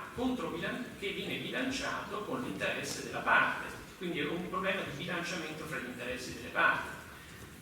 e trova peraltro il limite dell'apprezzabile sacrificio dell'interesse proprio, che va verificato in relazione alle circostanze concrete. Quindi non è detto che il porre in essere un comportamento doloso sia di per sé lesivo dell'utilità che la controparte può trarre dal fatto. Lo si deve verificare in relazione alle circostanze. L'articolo 1917 trova invece la sua ragione d'essere, la sua ratio, nella tutela di un interesse generale, e cioè la volontà dell'ordinamento di mantenere ferma la funzione di prevenzione e di dissuasione dell'illecito, almeno come riguarda a quegli illeciti dolosi che per il carattere particolarmente riprovevole che evidenziano l'ordinamento non può in alcun modo, rispetto ai quali l'ordinamento non può tollerare in alcun modo né attenuazioni né alleggerimenti, anche soltanto sotto il profilo della funzione deterrente. La vera, e più insidiosa obiezione è quella che riguarda l'altro caso di manleva, quello che peraltro ha formato oggetto proprio di questa giurisprudenza milanese nel 2013 e nel 2014, cioè la manleva per attività per responsabilità che derivano da fatti pregressi rispetto alla stipulazione del patto. Perché? Perché se la ratio dell'articolo 1917 sta appunto nella volontà di conservare, preservare ferma la funzione deterrente della responsabilità ed evitare che rispetto a un fatto doloso la parte possa perdere l'interesse a non compierlo, o addirittura essere invogliato a compierlo, cioè incentivato a tenere il fatto perché tanto sa che esiste la manleva, e se questa è la ratio, questa ratio può valere soltanto per fatti futuri, non certo rispetto a fatti illeciti che si sono già verificati, che sono già stati compiuti. E invece quell'ordinanza del 2013, seguita dall'altro del 2014 del Tribunale di Milano, non fa affatto questa distinzione e ritiene che siano nulli per l'applicazione dell'articolo 1917 anche patti di manleva che si riferiscono a fatti generatori di responsabilità già intervenuti. Qui il ragionamento del giudice avrebbe dovuto essere, per fondare una simile conclusione, molto più articolato. Forse si sarebbe potuto dire che di fronte a un illecito doloso, forse limitando questo discorso soltanto a quegli illeciti dolosi che consistano nella violazione di norme di ordine pubblico, come illeciti penali, illeciti amministrativi, ecco, potrebbe ritenere che in questi casi non soltanto la funzione deterrente, ma anche la funzione sanzionatoria della responsabilità debba essere preservata, e cioè che si debba dire che in questo caso non si possa neanche ex post traslare il rischio il peso della responsabilità su altri. Però è un'affermazione forte, e del resto da altre norme dell'ordinamento sembrerebbero potersi trarre delle indicazioni in senso diverso. L'articolo 1229 che vieta il patto di esonero della responsabilità per dolo, o per colpa grave, nel secondo comma che vieta qualsiasi patto di esonero della responsabilità che derivi da violazione, da illeciti consistenti in violazione di norme di ordine pubblico, si riferisce sempre e solo a patti di esonero preventivo dalla responsabilità. E quindi naturalmente ritorniamo su problemi che sono già stati in parte evocati anche dall'avvocato Cremasco nel suo intervento relativo alle denunze, ai fatti di denunze. E passo adesso al secondo punto che vorrei con voi riprendere, cioè quello relativo alla determinatezza e determinabilità del progetto. E l'altro aspetto sul quale i patti di manleva, così come ricostruiti dalla giurisprudenza poc'anzi richiamata, risulterebbero invalidi e precisamente nulli, in questo caso per indeterminatezza e quindi per violazione della disciplina sull'oggetto, sui requisiti dell'oggetto del contratto. Il richiamo, e mi soffermo soltanto su questo aspetto, cioè il richiamo all'articolo 1938 del Codice Civile, cioè a quella norma che, come ben sappiamo, è stata introdotta nel 1992 e che prevede la nullità delle fideiussioni per obbligazioni future dove non si è indicato l'importo massimo garantito. Il problema dell'applicazione di questa norma è un problema che a mio avviso viene risolto da questa giurisprudenza in modo davvero sbrigativo. Perché? Perché la norma che è citata in materia di fideiussione risponde evidentemente ad una ratio precisa che si trae dal contesto specifico della fideiussione omnibus. In particolare vuole quella norma arginare quei comportamenti di concessione abusiva del credito posti in essere dalla banca, in generale diciamo da colui che concede il credito, proprio in ragione dell'esistenza della fideiussione, cioè vuole rompere quel circolo vizioso per cui se esiste la fideiussione allora il creditore è invogliato a concedere credito e il fiduciario naturalmente subisce le decisioni che vengono assunte dalla banca e dal debitore, da colui che beneficia del credito. Tutto questo naturalmente non si può configurare rispetto a un patto di manleva in cui le obbligazioni, specie obbligazioni future, che possono nascere sono obbligazioni risarcitorie, che quindi non derivano certo da un negozio di concessione del credito, ma derivano da fatti illeciti, rispetto ai quali il terzo creditore dell'obbligazione risarcitoria è tutto estraneo, anzi è vittima dell'illecito. Cosa inoltre va evidenziato? Che la norma sulla fideiussione per obbligazioni future si riferisce appunto solo alle obbligazioni future e non anche a obbligazioni, nell'ipotesi del patto di manleva, sono obbligazioni risarcitorie spesso che derivano da fatti illeciti già posti in essere. L'obbligazione non è futura perché è un'obbligazione di cui è incerto l'anno, è incerto il quantum, perché non è stata ancora accertata la responsabilità, ma se l'obbligazione c'è e viene accertata è già sorta al momento in cui il patto di manleva viene stipulato. Quindi nuovamente già per queste due ragioni si può dubitare della sussistenza dei presupposti che possono consentire un'applicazione analogica di quella norma, l'articolo 1938, anche alle manleve. Aggiungerei che comunque la differenza fra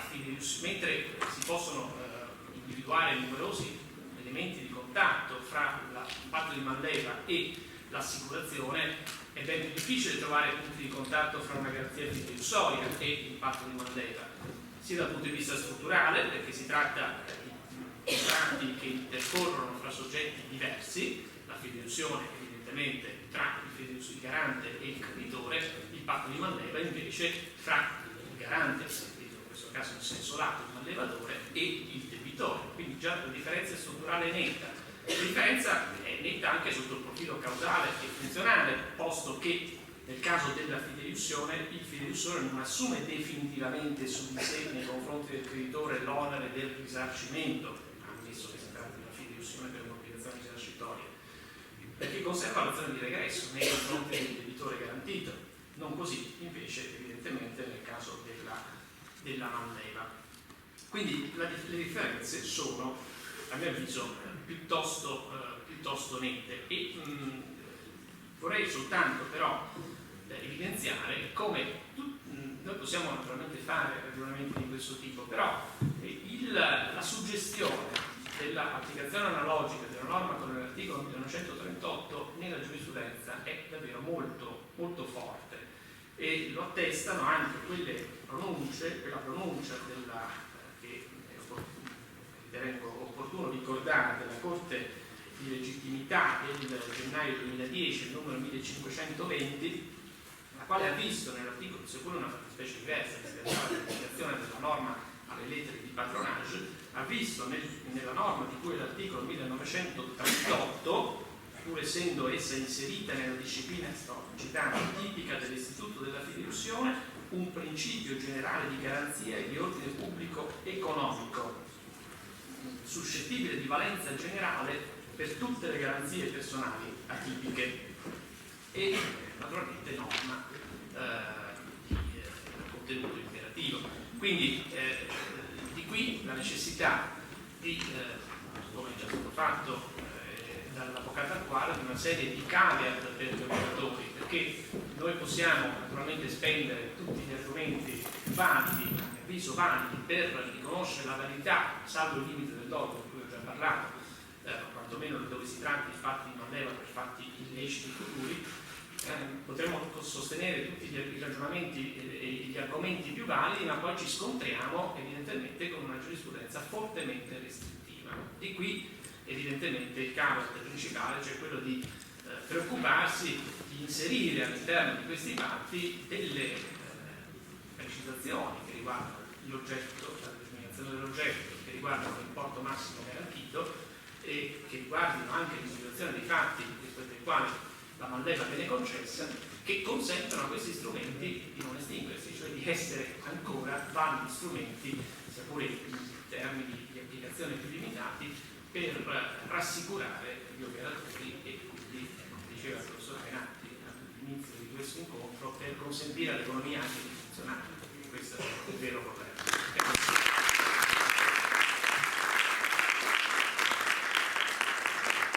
Io ho conclusioni molto brevi, cioè un paio d'ore sostanzialmente, però non voglio veramente approfittare della grande attenzione che i relatori hanno avuto. Per cui mi limito a ringraziare loro, anche quelli che se ne sono andati. Mi scuso con Stefano Troiano per non aver potuto assistere completamente al suo intervento, ma siccome l'abbiamo pubblicato sul giornalino di studio che alcuni tra i presenti hanno e chi non ha eventualmente, se ci manda alla mail un'indicazione, gli faremo avere sicuramente il suo intervento che meritava più tempo di quello che ci è rimasto e merita di essere letto. Non so se riusciremo a far lavorare tutti i relatori per raccogliere gli atti di quanto è emerso oggi, perché in effetti sarebbe sicuramente interessante. Se ce la facciamo sicuramente riceverete questo nostro lavoro. Grazie davvero e grazie soprattutto perché non abbiamo parlato di quelli che si aspettavano che oggi scorresse il sangue, di quelle cose che sono dietro l'angolo e che per fortuna sono rimaste dietro l'angolo, perché questo era un convegno scientifico, nulla aveva a che vedere sulla opportunità, non opportunità e così via. I pochi accenni che ci sono stati, come avete visto, molto contenuti, molto giuridicamente molto apprezzati. Grazie davvero e a presto.